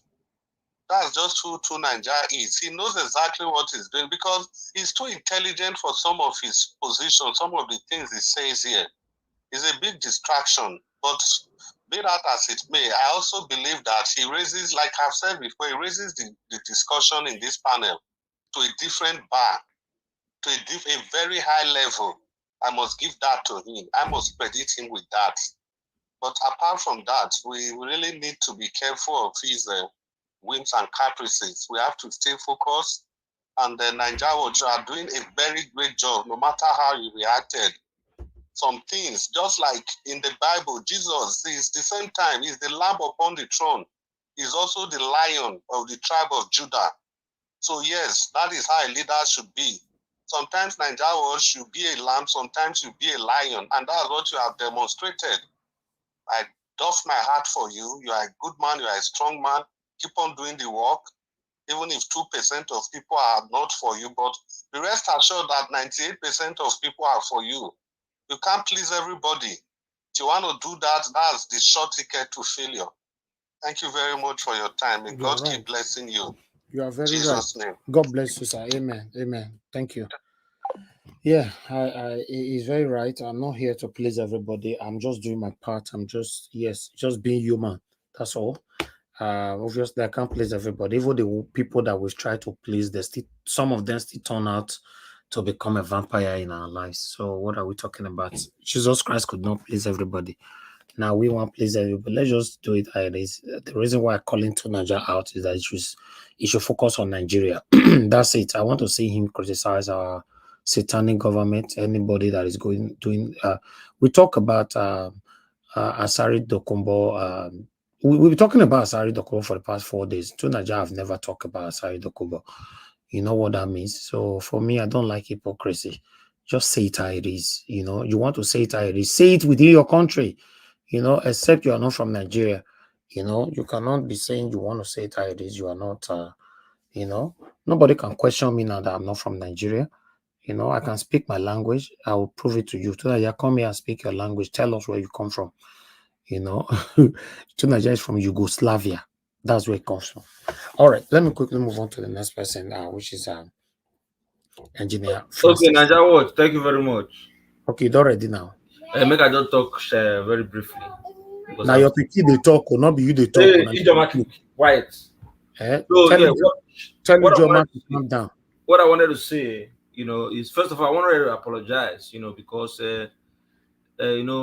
sometimes we deviate, we distract, we digress. I brought that digression, but I was scolded immediately, and I had to shut up. And Tunaja decided to continue, questioning why we were asked to shut up. So I think on the side of Tunaja, sometimes when you're on the platform, you should learn to, be obedient, because this is an obedient platform. You just go by the rules. Digression is okay. I tried to do that, but immediately I was schooled and redirected. I had to just rest right there. But Tunaja decided to question the reason. So not to say that Tunaja, we know that sometimes your submissions are on point, but sometimes it allows and it leaves people questioning where you stand. So I just want to use this opportunity to say, well, I was the cause of that digression, and I want to apologize for the disrupting the broadcast momentarily. Well, that means it's supposed me you still collect self. But I can't keep quiet now, because sometimes I bet give her your own. Give her your own. No, we talk as our we talk as now you cost them, you suppose collect. Not be only to Nigeria collect. You suppose collect.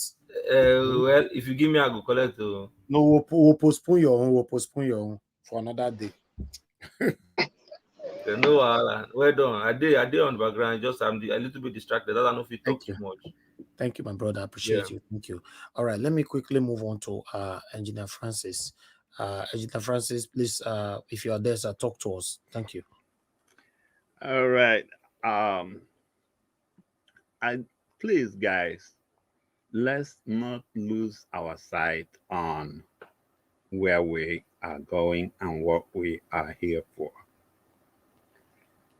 For instance, I've been thinking and I'm thinking, trying to see beyond my nose. If our court can be weak, we might as well start looking at that man in Asarock. Because if they rule against him and he's asked to leave, well, that man in Asarock might as well start now, being a criminal that he is. I bet you he will be doing some reshuffling in the military. He will be doing some reshuffling in the police, in the DSS, or wherever. He will get his guys all over there. So when the time comes, because he can see this handwriting on the wall, when the time comes and he's asked to pack and leave, he will say no. And his guys from the military with the weapons will come, and that will be Nigeria we know is gone. I'm looking at that's why I still am yelling for the courts to step their foot on the ground now. Ernest Shanakin did it. It was very easy during his own. When he was asked to leave, he left. But Shanakin is not Tinubu. Tinubu is definitely somebody that has shown that he likes to work with the Agberos, and he likes to work with those that don't obey the rules. So the judiciary, even if it is just to show that they can bite, they need to set one example now. In fact, I hope I'm wrong, but I'm looking down the road to see what they are trying to do, and I'm not encouraged. How we can impress it on the judiciary to know that this is their time to say to all those, forget whatever san or nan or whatever they are. The point is that they are not doing the country's job. And the judiciary should step in and assume that role. I don't even, of course, I can tell that they, the judiciary, don't even know that they are a co-equal branch of the government. They have no idea that they have as much power as the executive. They are acting as if they are houseboys. Anyway, I don't know. I submit my case.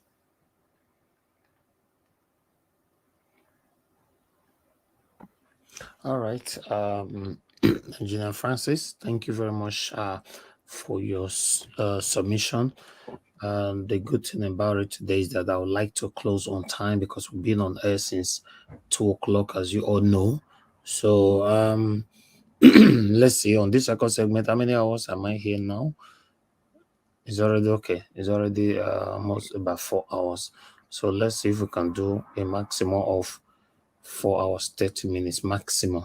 That would be nice. Okay, let me quickly go to Mandan Rita. Madam Nena, when you're available, let us know. I called you earlier on. Just let us know when you're ready. So, Madam Rita, please talk to us. Yes, thank you, Mr. Niger Watch, Mr. Elvis. Thank you very much. Thank you.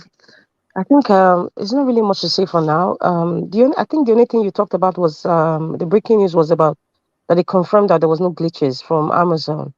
No glitches from their end. So it's very obvious that Mahmoud Yakubu, the fake professor, actually did some manipulation. He was the one who turned off the server that was supposed to upload the presidential results. It was something that was deliberately done.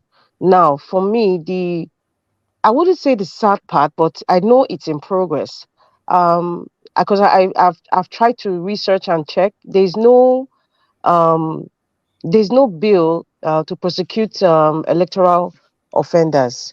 I think with one or two things we say, okay, you pay a certain fine, if they catch you doing that. But in prosecution of electoral offenders is something that's still with the Federal House of Representatives. I think the last time under the auspices of Femi Bajabiamila, and I think it was deliberately delayed, and the fact that he's no longer there now and he's working for his slave master, that bill is still going to be hanging in the National Assembly.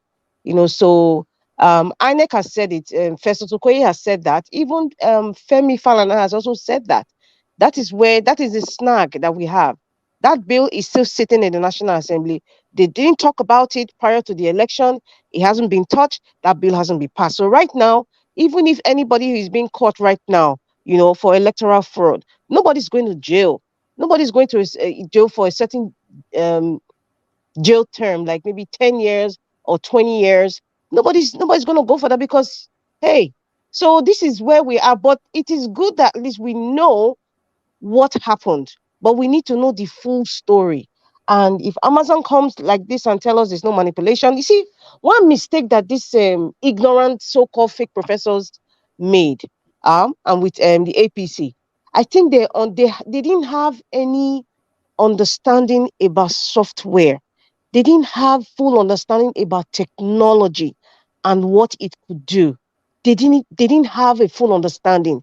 They just thought it was I think they were just playing with the cards of, oh, same old brigade, same old way of doing things. They didn't think Peter the Rock will go this extent, so they took it for granted. So these kinds of exposure from Amazon, for example, and that professor of mathematics is just showing the disgrace that they deserve. It's just kind of opening the eyes of the people, even the so-called supporters of APC now. I know many of them are ashamed now because they've seen the handwriting on the wall, but because of pride, they refuse to admit it that, oh my goodness, something really bad has happened. And that's why if you see the atmosphere, I could feel the atmosphere and the aura. There's no true celebration or happiness or confidence, that we won, we are looking forward to, like, saving Nigeria, from the abyss of failure where it's going to right now. So I think that's why there's this tension. It's too obvious, and many of them are afraid, and some of them might not be afraid because some of them have followed the electoral law. Many of them know that they wouldn't go to jail now because there's no bill that has been passed to that extent. So they just don't want to get the disgrace, the obvious disgrace. You understand? So that's why the likes of the fake professor Yakubu wouldn't come out. But there's something Pa Edwin said. Is like he said he wouldn't come out now because he doesn't want to give in to the fact that, okay, they messed up. Let us not make excuses for them. If you have been a true court, if you respect the constitution, if you respect the judiciary and they subpoena you, you're supposed to appear. Whether it will make you look like a pack of falling cards or not, you must appear. That is the respect. The fact that they don't have it is the most annoying part for me. It's like they're disrespecting Nigerian, disrespecting me. That is the point. So, in conclusion, I would just say that I pray. I don't want to. I'm using the word I pray. Like I've been saying, I'm not a religious person, but I'm using the word that I pray because I kind of believe that Peter Obi didn't fall from the sky. Peter Obi wasn't a mistake. It wasn't a mistake. Peter Obi was purposeful. There was a reason why I believe the Almighty God pushed him to do what he did. There's a reason why, and there's a reason why we are all gathered here discussing this. Many people's eyes have been opened. However you look at it, there's victory in all sides. There's going to be change in the constitution. It's going to be the first time if a fraudulent president was ousted, kicked out is the word. I want to use the word. It was kicked out, possibly pushed into a Black Maria car, from the presidency. And it was one man from the eastern part of Nigeria, Anambra State, that did it. Education. A lot of Nigerians have been educated one way or the other. People that didn't have understanding of what politics is, what electioneering is, what the Nigerian constitution, what the electoral law says. A lot of people have been educated. A lot of people, their minds have been open to say, you know what, even within Nigeria, forget some ignorant ones who are in diaspora supporting this evil because maybe they're obviously benefiting from it. But a lot of people have been educated. Their minds, there's a lock that has been opened, if not wide open, at least has been opened. So the information is seeping through everyone who is listening, everyone. And many people now understand the tricks that happen, understand what governance is, and understand the consequences of putting a drug baron as a president. So there's a lot of gain in all the things we're going through. And I think it's the Lord that did it. There's a lot of gain, Nigeria. Nigeria, you are part of it. I call you the priest of truth, whether I want to accept it or not, but that's how I see you, and everyone who comes here dedicated, even the ones who are commenting nonsense or who are trying to be silly, they come here, they are already addicted to the truth. They are also learning. Take it or leave it. even people who try to twist things or manipulate or think that they want to, confuse everyone, they are also learning. We are also learning their tricks. We know. Sometimes we just choose to be quiet, but we're just looking at you for the time you're going to make the biggest mistake and you get the biggest disgrace. But in all of this, I think we are going to be victorious. I am very, very I'm the kind of person that I am not deterred by everything that's going on, even if I talked about the judiciary being compromised, but still there's something that is still making me stand and looking at the light at the end of the tunnel. Peter Obi, the man who is the center of all this, if this man hasn't given up, if this man is still standing poised, stoic, and still being optimistic, I see. I have no right not to feel have that positive vibe that Nigerians will get their victory. It's not about Peter Obi. Nigerians will get their victory. So that's why I'm still staying positive, but I'm still going to pinpoint and talk about the judges, talk about the judiciary and the entire process, so that people would be educated about what is going on. I mean, that's the whole essence of, I think, what part of what this channel is: education, inspiration. I think we are doing a good job. People might say we talk every day. It's okay. We are still going to talk because God gave us mouth to talk. God didn't give us mouth to be dumb. We are going to speak. And I thank all the educated and experienced men, gentlemen, and women who come here every day. God bless you, Mommy Diaspora. Thank you. Engineer Francis, thank you very much for your insights.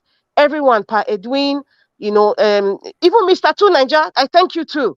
I thank you too. And Mr. Victor, everybody, Gingerbread, everybody, Mommy Diaspora. I didn't see some of my sisters today. Madam Nena, thank you. Madam Patricia. I've not seen Finest, Irene Finest for a long time, and I pray that she's here. And Mr. Alex, we miss you. I know you're on vacation right now, but if you have time, you can always come here. Thank you very much, Mr. Elvis. God bless you, Mr. Elvis. I'm just gonna be in the background now. I'm just gonna step out now, but I know it is Viva Nigeria, Viva Obedience, Viva Nigeria Watch. Thank you. Thank you so much. Thank you, Madam Rita, for all you do. God bless you. Thank you. All right. Appreciate every one of you right there. I bet we could press on the like button. It's been a long day for us. Thank you, thank you, thank you. Let's do this together. Press on the like, press on the like. Currently, we have 438. Can we take that to 500? Just take it out of the 438, please. Take it out of there. Press it now. Oh God, if I press am now, if I say press am now, they know they press am. Just press on the like button, my people.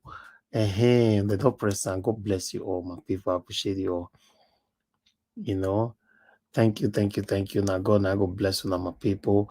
I would like us to quickly let's move on to okay, this time is let me go to Augustine if he's available. Augustine, if you're not available right now, I can choose Black Panther. Okay, Augustine, let me come back to you. Let's say this evening, all of now they eat pounded yam this time, better pounded yam. Okay, Black Panther, are you there? And we have a full screen now.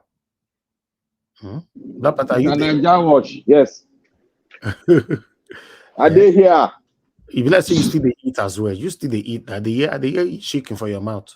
No, me they celebrate now. Me I dey do anybody.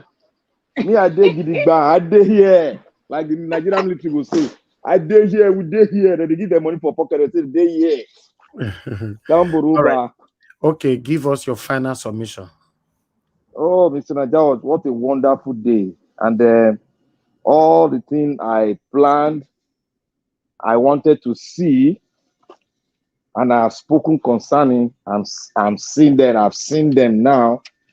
I can make my own assessment of the whole thing, despite, like I said, despite anything the judiciary would do. But there's one thing I know. A man rose up from the far southeast that was delivered by a great woman, and we never knew it's going to be that person we have been looking for. And one day, a clarion call arose from Lagos toll gate. And when that clarion call rose up, the man that was delivered by a great woman in the far southeast heard the clarion call. And he told himself, I'm ready to sacrifice for my people. And he rose up after going through all the dimensions in the political terrain in Nigeria. People saw him, that he's a man that had dined with the devil. But they didn't know that that was his own valley that our Creator had prepared for him to follow. And he was not disobedient over that. He followed the valley and he came out. After being tutored in the valley, he came out strong. And the people saw him and said, yes, this is the man who God has sent to us. And we will follow him. We will hear from him and say, what has God spoken to you? And when he arose and told us, God has said that there will be a new Nigeria. And the new Nigeria, we are the one that will take that flag to the summit. And yes, today we are seeing it. He stood there in the press room. He said, I know I won this race. I know I won this race. And I'm going to prove it to them. A man that went through all off, and he dared the lion in the lion's den, and he rose up. And he has today has proven it to all Nigerians and the world that there is a way out in the dark tunnel. And there is a way out. He has proven it. He has given it unto us, and we have seen the proof. Today, my own celebration has started because a man has proven that there is light in darkness. And he has proven that this mandate was stolen. And this mandate was criminally perpetuated by the so-called people that own the sovereignty of the nation. But we are telling them now, we have come all the way, passing through all the rivers in darkness, passing through all the wilderness. There were scorpions and snakes, but we have come to stand our ground and claim our mandate. We have stand on the side of truth. On the side of truth we remain. And this mandate is ours. No matter what they do, if they like the judiciary does anything. But one thing has been stated right there in history. A man rose up from the wilderness and he came up and proved that the election that was held in Nigeria was criminally motivated and he won the election. Today we have seen it, that INEC chairman switched off the server for them to perpetrate their evil. Thank God he has proven it. And thank God today, every one of us Nigerians will see it. And on that judgment day, we stand and we know judgment shall be served. And we shall be the son, because we are the sons of the truth.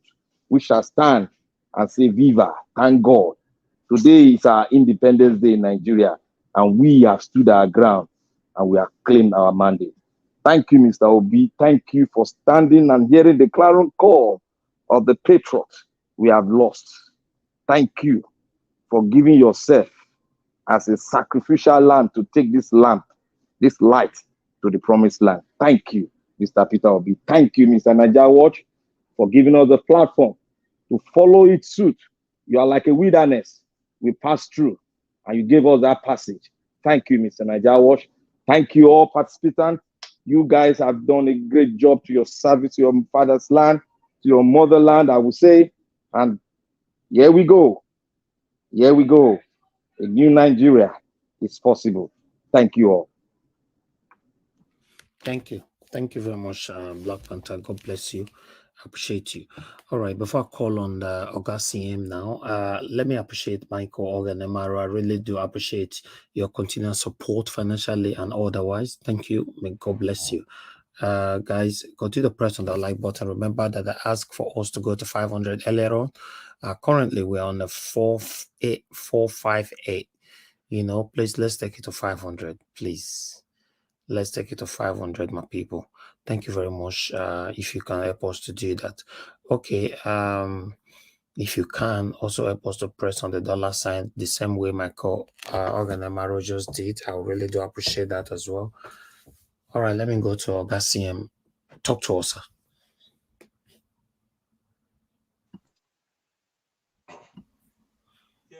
Sorry, I think I've been. Oga CM, you need to be speaking out recently. Okay. Oh, sorry. Now we are hearing. Sorry.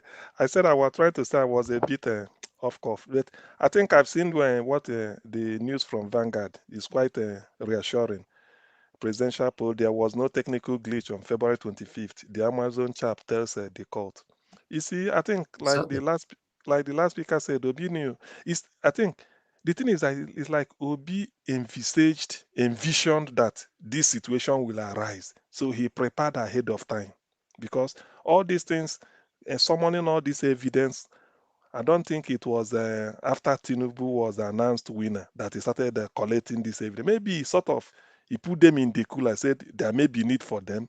Otherwise, if they give me what I want, then to hell with all this. But since it didn't work out, he's bringing them. I know they've never, in fact, there's never been an election conducted in Nigeria that is of this consequence.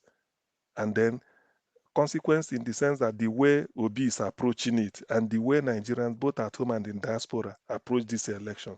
So this will tell them that Nigerians, the voters, they know what they want to be, and the Obi is really prepared and is proving it. I didn't know that something like this was there. I didn't know that they could go as far as involving Amazon and all these things to retrieve. You know, because they can always tell you, oh, they checked. Remember in 2019, what they used to defeat Atiku was they said there is no server.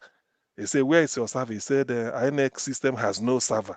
So it's in the cloud, no server. But now, look at. So even if you don't want to provide it, Amazon they have a software that can go and bring it, even if you think that you've erased it.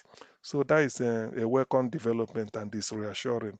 I'm so happy that every day is incremental. Forget about what everybody is saying. My confidence level, if you ask me, I think I told you it was 81 before.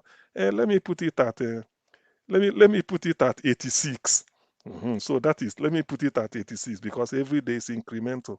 There is no way before God and man that Peter they will not get his victory. I know that Nigeria is a country in which somebody can, just arrest you for nothing, in which a policeman can see you on the road, get hold of you, bundle you into prison, nothing will happen. Not because you did anything, but I feel that this time the judges will look themselves in the face and say, look, and I believe this judge is handling this case probably throughout their judicial career. They've never seen a situation like this. Overwhelming evidence from every angle, both oral submission, documentary evidence, and then even from a technology to really prove that, look, the other chap stole my vote, manipulated it, and gave to the person they announced. Secondly, because of the way they did it, they weren't even professional. They left a lot of trails, loopholes, and it's those loopholes I'm exploiting to tell you people that this is exactly what happened. The people elected me or voted for me, but because INEC is corrupt, led by Mahmoud, whether they accept money or not, all I know is that they are corrupt, and then decide to do otherwise. So it is now left for the court to reverse this injustice. And I know they will do it. So if the judges, just like to me, let me appeal to them directly. Ever since I was born, what I've been hearing is unity of the country. The best way to get unity is justice. If you do justice to all manner of people, they will all get united. There will be unity. That's just the shortcut.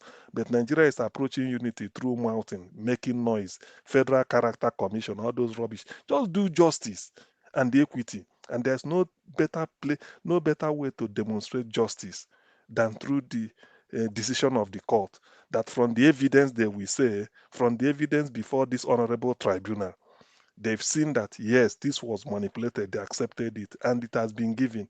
The expert witness is there. Even that exchange between PDP witness and the INEC court have shown it, that INEC deliberately shortchanged Nigerians by not declaring Peter Obi the winner. I mean, from the first day, I don't know why they wanted to have this transition to put Agbado there because of, for whatever reason, they have to change. So it is now left for the court to say, look, the evidence they've given them is overwhelming. There is no way they will look at this thing and then be saying another thing. Yes, some people might say they prepare for error. No, there's no need for error here. Nobody came close. In fact, how can you be saying rerun? Why can't there be punishment for the person who perpetrated fraud? You don't just rehabilitate person by giving him opportunity for a rerun. I don't think so. It's not encouraging at all. It should not be encouraged and should not be accepted. Because of that, the punishment is you go into the details and then every vote must count, every figure, add it and then say, look, this is the actual figure that you are supposed to have. This is what this person has. And then based on that, Obi is the winner. That way, this healing, this nonsense that happened on February 25th, and which has been detaining Nigeria, because Nigeria, the ghost of that February 25th is still haunting Nigeria till this moment. Imagine we've come to almost getting to 5 months now. We are still talking of election by now, in which we should have had a cabinet in place, things working out, and then be judging will be based on performance so far. But we haven't done all those things. So it's a shame, really. But then there's a reason why all these things are happening. So I can't give up. The tribunal must do the right thing. The evidence is before them. If we, with our elemental knowledge of law or whatever, can easily see the evidence and weigh it and see that the evidence is quite overwhelming. How much more there that are the lawyers that are used to reading the Constitution every day and then hearing from the councils, the lawyers making the submissions and then the evidence before them. So it's easy for them. That's why I said earlier, probably maybe that is not. The fact that they subpoenaed what is it called, Professor Mahmoud, and he refused to come, that is enough. It's a content of court. It will count against him. So it means that since you don't want to come, whatever allegation the other people are peddling against you is right. And then you use it in their favor and then struck off the case because you are not here. It means if you can't come and defend yourself, it means you perpetrated fraud. INEC should be the leader to say, oh, my lord, or whatever, these are the evidence, this is how we arrived at where we arrived at. But we are calling you, come and defend the proclamation of your February, what you did, your proclamation of, was it 1st of March or thereabout, the day it was announced. You are running away. So when you are running away, it means that you are hiding something. And if you can disregard the court, a properly constituted authority, you are disregarding Nigerians. It means you are fraud yourself. In fact, you can even be tried for fraud. So on the strength of that, I'm quite confident that P2B will reclaim his mandate. Every distant, what they call the triumph of evil over good is only but temporary. So, and it's coming to an end. The man is really prepared. In fact, he shocked the world. And as an inkling, this means this is how he's going to lead Nigeria, because he may be in Aso Rock. You think that he doesn't know what he's talking about. Post authority will tell you this is what should be done. No Nigerian foresaw this coming. In fact, I don't know that P2B had this type of thing in mind to even summon this. In fact, like he knew. He prepared the evidence even before then, sort of be ahead of time to beat them in their own game. Whatever they are doing, he just kept quiet, said, I will prove it in court. And that is what he's proving now. Whatever decision the tribunal reaches, I think that is, like they said, Supreme Court is to review. If everything is thorough, the evidence is overwhelming at this level. So they are not going to get into Supreme Court. There's no new evidence to provide than to look at all these things. Does it make common sense in the end? Is it logical? It is logical. Therefore, the appeal, if they are appealing, it will fail, and then they will uphold P2B's victory at the tribunal. So that is what I'm expecting, and by the special grace of God, it will work out that way. Nigerians have suffered enough. And I believe because the quietness of the people means that they have faith because they know P2B won the election. There's no point doing gara gara. You don't play to your opponent's strength. Maybe they wanted us to come out and be short, but that hasn't happened. So we are having faith, and now they are panicking. Irrespective of our appointment, Agbado will be making. It will be silly for him to be appointing minister for what now?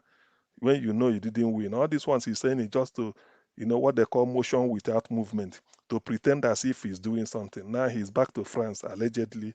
What is he going to France to do? People will tell you he's going on a walking visit. Which walking visit? When his health is in jeopardy. So enough of all this deception. It won't happen again. From this headline, people will now know that yes, P2B mean business.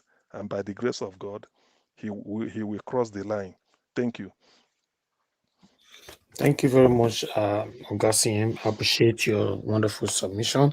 Yes, before I call on the next person, I have something to say, and let me quickly appreciate once more Michael Oganamaro. Thank you very much, and Jaja, thank you so much, and Folashade Alabi. Thank you very much. I really do appreciate you all for your continued support and your encouragement. Thank you. God bless you all. Yes, we must not forget that the presiding justice judge today, una hear wetin he talk after the Amazon staff came in, to say that there were no any kind of glitches. It was a human error, which means, INEC Mahmoud Yakubu logged off and changed the password of the presidential portal. So, but the presiding judge at the end of the court today, that word we talk, I don't know whether many of them focus on that. He said, she said, I am set to deliver the right justice. I don't care if anybody will insult us. Yeah. So which means he's that way to the way I can interpret it to say that he will deliver judgment in favor of P2B. That Yes, is the issue. That is the way, it because means that regardless of the threats. Yes. So yes, that's because this issue. What you read out, that the Amazon chap said that there was no glitch at all. There's nothing technical. If it worked, it worked very well, smoothly. That what really happened was a human intervention. Somebody deliberate, just like you want to switch off the light. So it's deliberate, not that NEPA took it or the bulb burned, then it went off. So you deliberately got up from where you were sitting, maybe you moved 100 meters or 10 meters to go and switch off that light and come back. And there's evidence to show, the CCTV to show when you stood up, walked, switched it off, and came back. So that's what he's saying. And based on this, that's why the person must have made this statement that he will give the right judgment. He doesn't care, because this is where he will base it. This is an expert who will tell you what really happened. Them in the court are not experts. He has said it. The only way the opinion of this chap may not stand is if INEC Mahmoud should come and they produce their own to counter it, and they didn't do that. So this stands. It's as simple as that. It stands. You didn't counter it. If you have evidence to counter it, bring it. Bring your own IT experts to come and say that what this is not good, so that it will be IT versus IT. Then they will not see what people will do. Then they know. So to me, the judges, I don't think anything will happen to them, even if there is, but I doubt. So they have to say the right thing. Bearing in mind that 133 million Nigerians are trapped in multidimensional poverty, as at the figure they gave us maybe 2 months ago. With what is happening now, this post-Emefiele situation, who knows? who knows? The thing go down the rise like Gary where water enter. So all those things. Nigeria is not good with statistics, because if you say 133 multidimensional poverty, does it mean about a good 60 something are not in poverty? Are you sure? It's not possible. It's not. The only people that are not in poverty in Nigeria are the politicians, and they are not up to 3 million, if I may say so. So what are we talking about? So this is, I believe the chap will deliver judgment in favor of P2B. That is to me the body language of what that statement suggests, and I agree, because after this is enough to dismiss all the case. Say, look, there have been shenanigans, and as a result, we've retrieved the real result, and this is the real result. Therefore, when you tally it, P2B is in the lead. This is the winner. That's all. All I right. yield. Thank you, Oga CM. I appreciate you right there. Okay, let me see if we can get I don't know if Oga Edwin is still there to give final submission.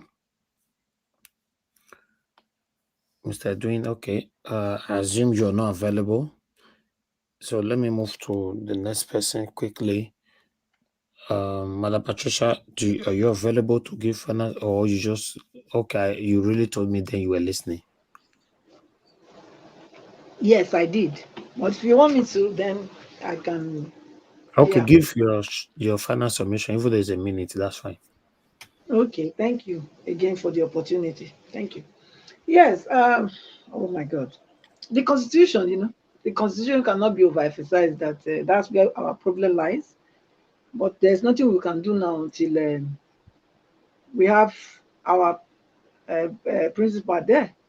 It's only when the head is dead, and that's when we can start discussing about, rewriting that scam there.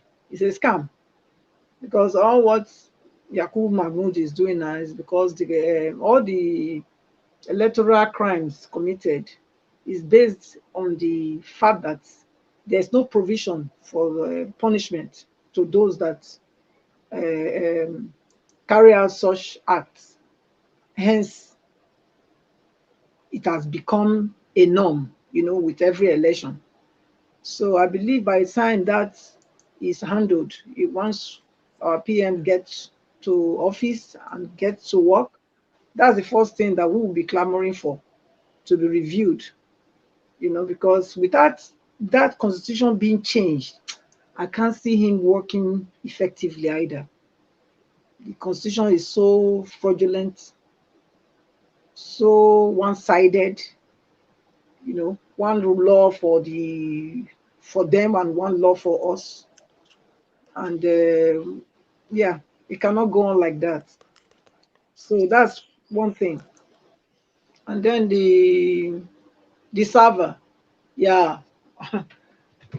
Thank God that our PO, Mr. PO, prepared for this long ago. I don't think it was just these 9 months that he used to prepare for this. I don't think so. I think he was preparing years ahead of this day, quietly, and was waiting for just that right time to come out. Because if the kind of things we are seeing, it's not somebody that just prepared 9 months before the election. It's beyond that. It's beyond that, because the kind of wisdom and sagacity that is displaying, it's not something that was just done within this short period of time. I believe with his knowledge gathered as a politician, he has also been able to put things together. Some people pass through experiences and don't really learn anything, but he's different. He's of a different species. He's gathered a lot of experience, and also he has seen where the problems are and made adjustments. So hence we are seeing the result we are seeing. I pray that these judges should do the needful. But what you just said now is encouraging. So the one you said now, that the judges said that they will do what they have to do irrespective of anybody trying to frown at them. So let's keep our hopes high. Let's be encouraged that yes, God is with us, and the judges, I believe they don't want to set Nigeria ablaze. So let them do the needful. Thank you, Mr. Harris. And thank you to all our panelists. Thank you. Okay.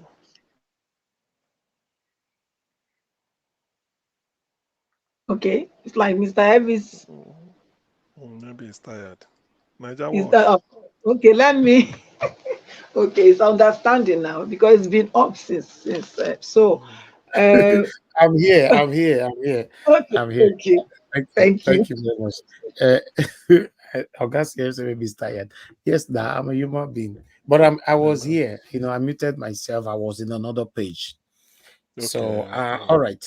Thank you. Thank you very much, Madam Patricia. Yes, I say amen to that big your last statement that yeah, with God all things will be possible. Certainly, yes. We are almost getting there. We're almost getting there. Peter Obitoka, he say it's not gonna be an easy journey. See, Exactly. all our body don't pee. Everybody, Kai, just to take country from satanic people hand. It's not It's easy, true. sir. It's true. It's It's not an not easy easy. journey. But maybe that will make it sweet in the end because it's once and for all. Dislodge them, they won't Wow. come back. Won't give them chance again. Wow. Peter will be reports to court every day. Every blessed day. No other business. And when he comes, he go shake hand with all the lawyers, all of them. Yes, You sir. don't become he becomes celebrity. Everybody go to shake hand, selfie everywhere. You go sit down. Oh yeah. Make him prove them. Anyway, let me call on before Mr. Doing get ready. I would like to call on Prince Akwashi. It's good to have you on the panel, sir. Good evening to you. Please talk to us, sir. Prince Akwashi, are you there? You just coming in. Bless say sleep, don't take you, sir. Good afternoon, Mr. Elvis, and then good afternoon.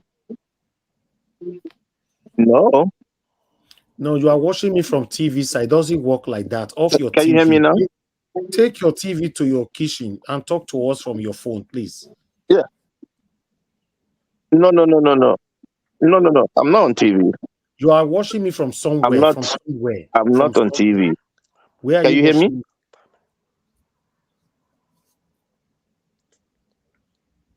No, I'm watching you on my phone. From my phone. From my Okay. phone. Okay, go ahead, sir. Go ahead. It's slow though, but go ahead. Yeah, it's from my phone. So, pretty much what I have to say is, I think Mr. CM, Mr. CM have said most of the stuff, you know, and then Patricia also helped. All I can say is, let's keep the faith. You know, everything will definitely work out, no matter what they do. I don't know if you guys already heard it. He's already changed the service fees Well, today, and I know the judges will be the next. yeah. But Well, hopefully, we'll good get the evening. I don't judgment see your before he this will thing. change them. I said I will call if I finish You Niger know, Watch, but no problem. I don't stop. I don't finish. Mr. CM, please mute. Thank you. I don't give my final Go ahead, okay. Prince Kashi. Yes, sir. Augustine, mute yourself now. Somebody is talking. They just corrected you. yeah. Okay. So yeah. So definitely, yeah. So hopefully, before he will get to the judges, the judgment has already been rendered. To me, Peter B has been ready. He's sensible. He's very, very intelligent, and he knows what it takes to fight these demons. And by the grace of God, we shall conquer.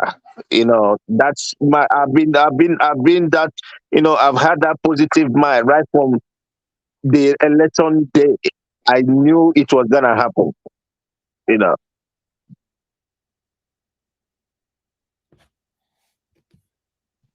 I guess you are done, right? So let me rest for now. Okay, okay. Thank you, sir. Thank you very much for coming to the panel. Even though you talk for 1 minute, your voice means a lot to us. Your contribution means a lot to us. Thanks very much. All right, I appreciate you all. Let's see if the only two persons that is still here that have not said anything is Madam Nena and Mr. Edwin.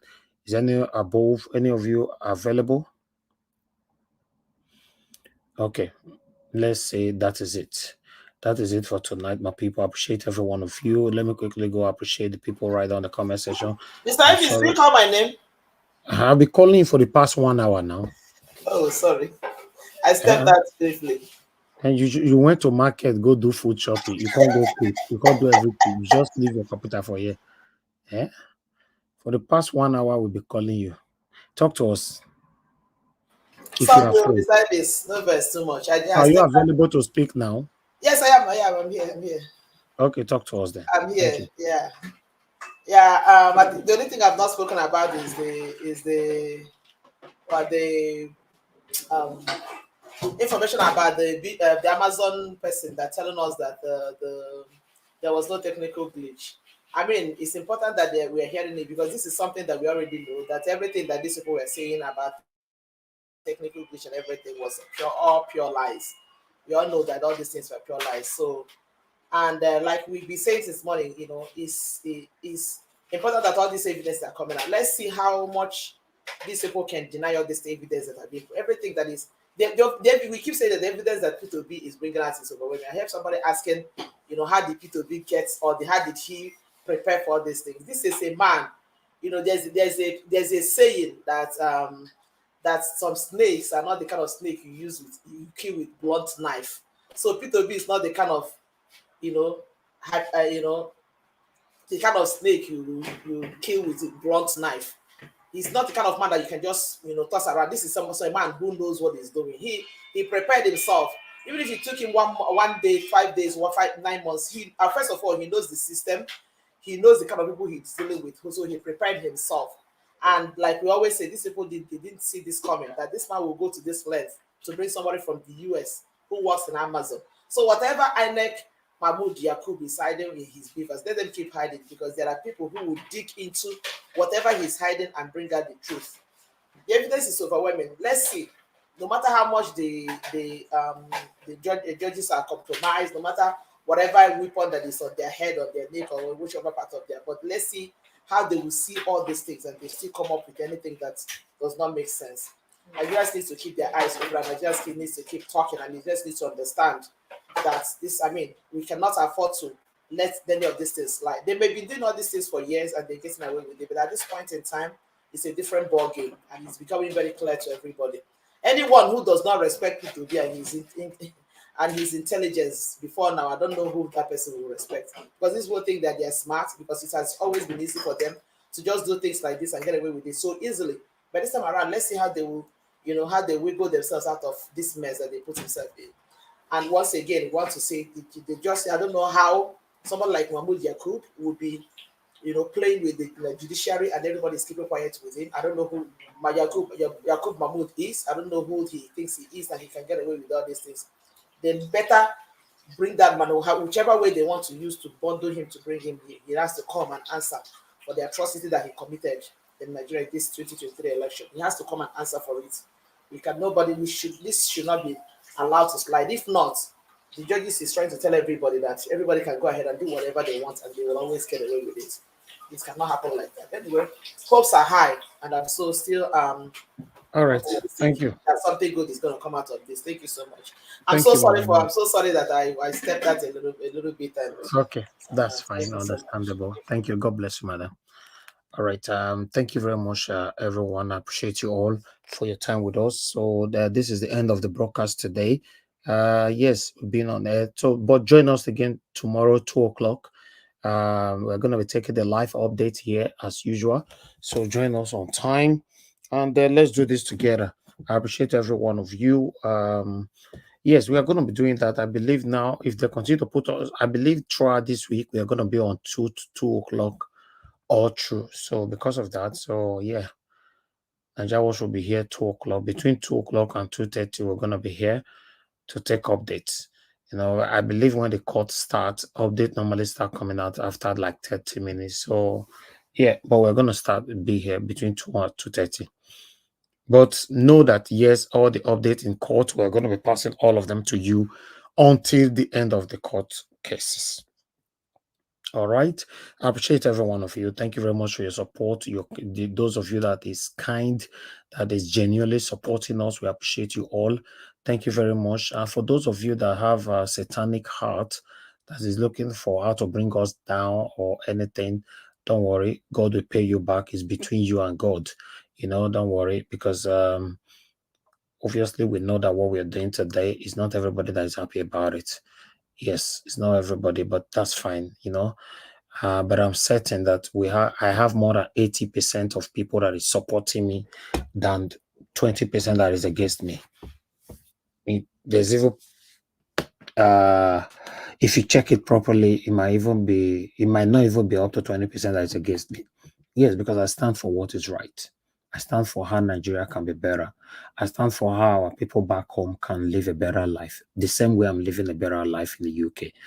You know, that's what I stand for. So I believe anybody that is against that, that means they are benefiting from the suffering that we are currently facing in Nigeria.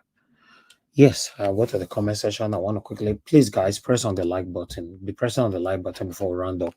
You know, be pressing on the like button. Thank you very much. You know, Peggy Modi, thank you very much. I appreciate you. Divine Joy, thank you.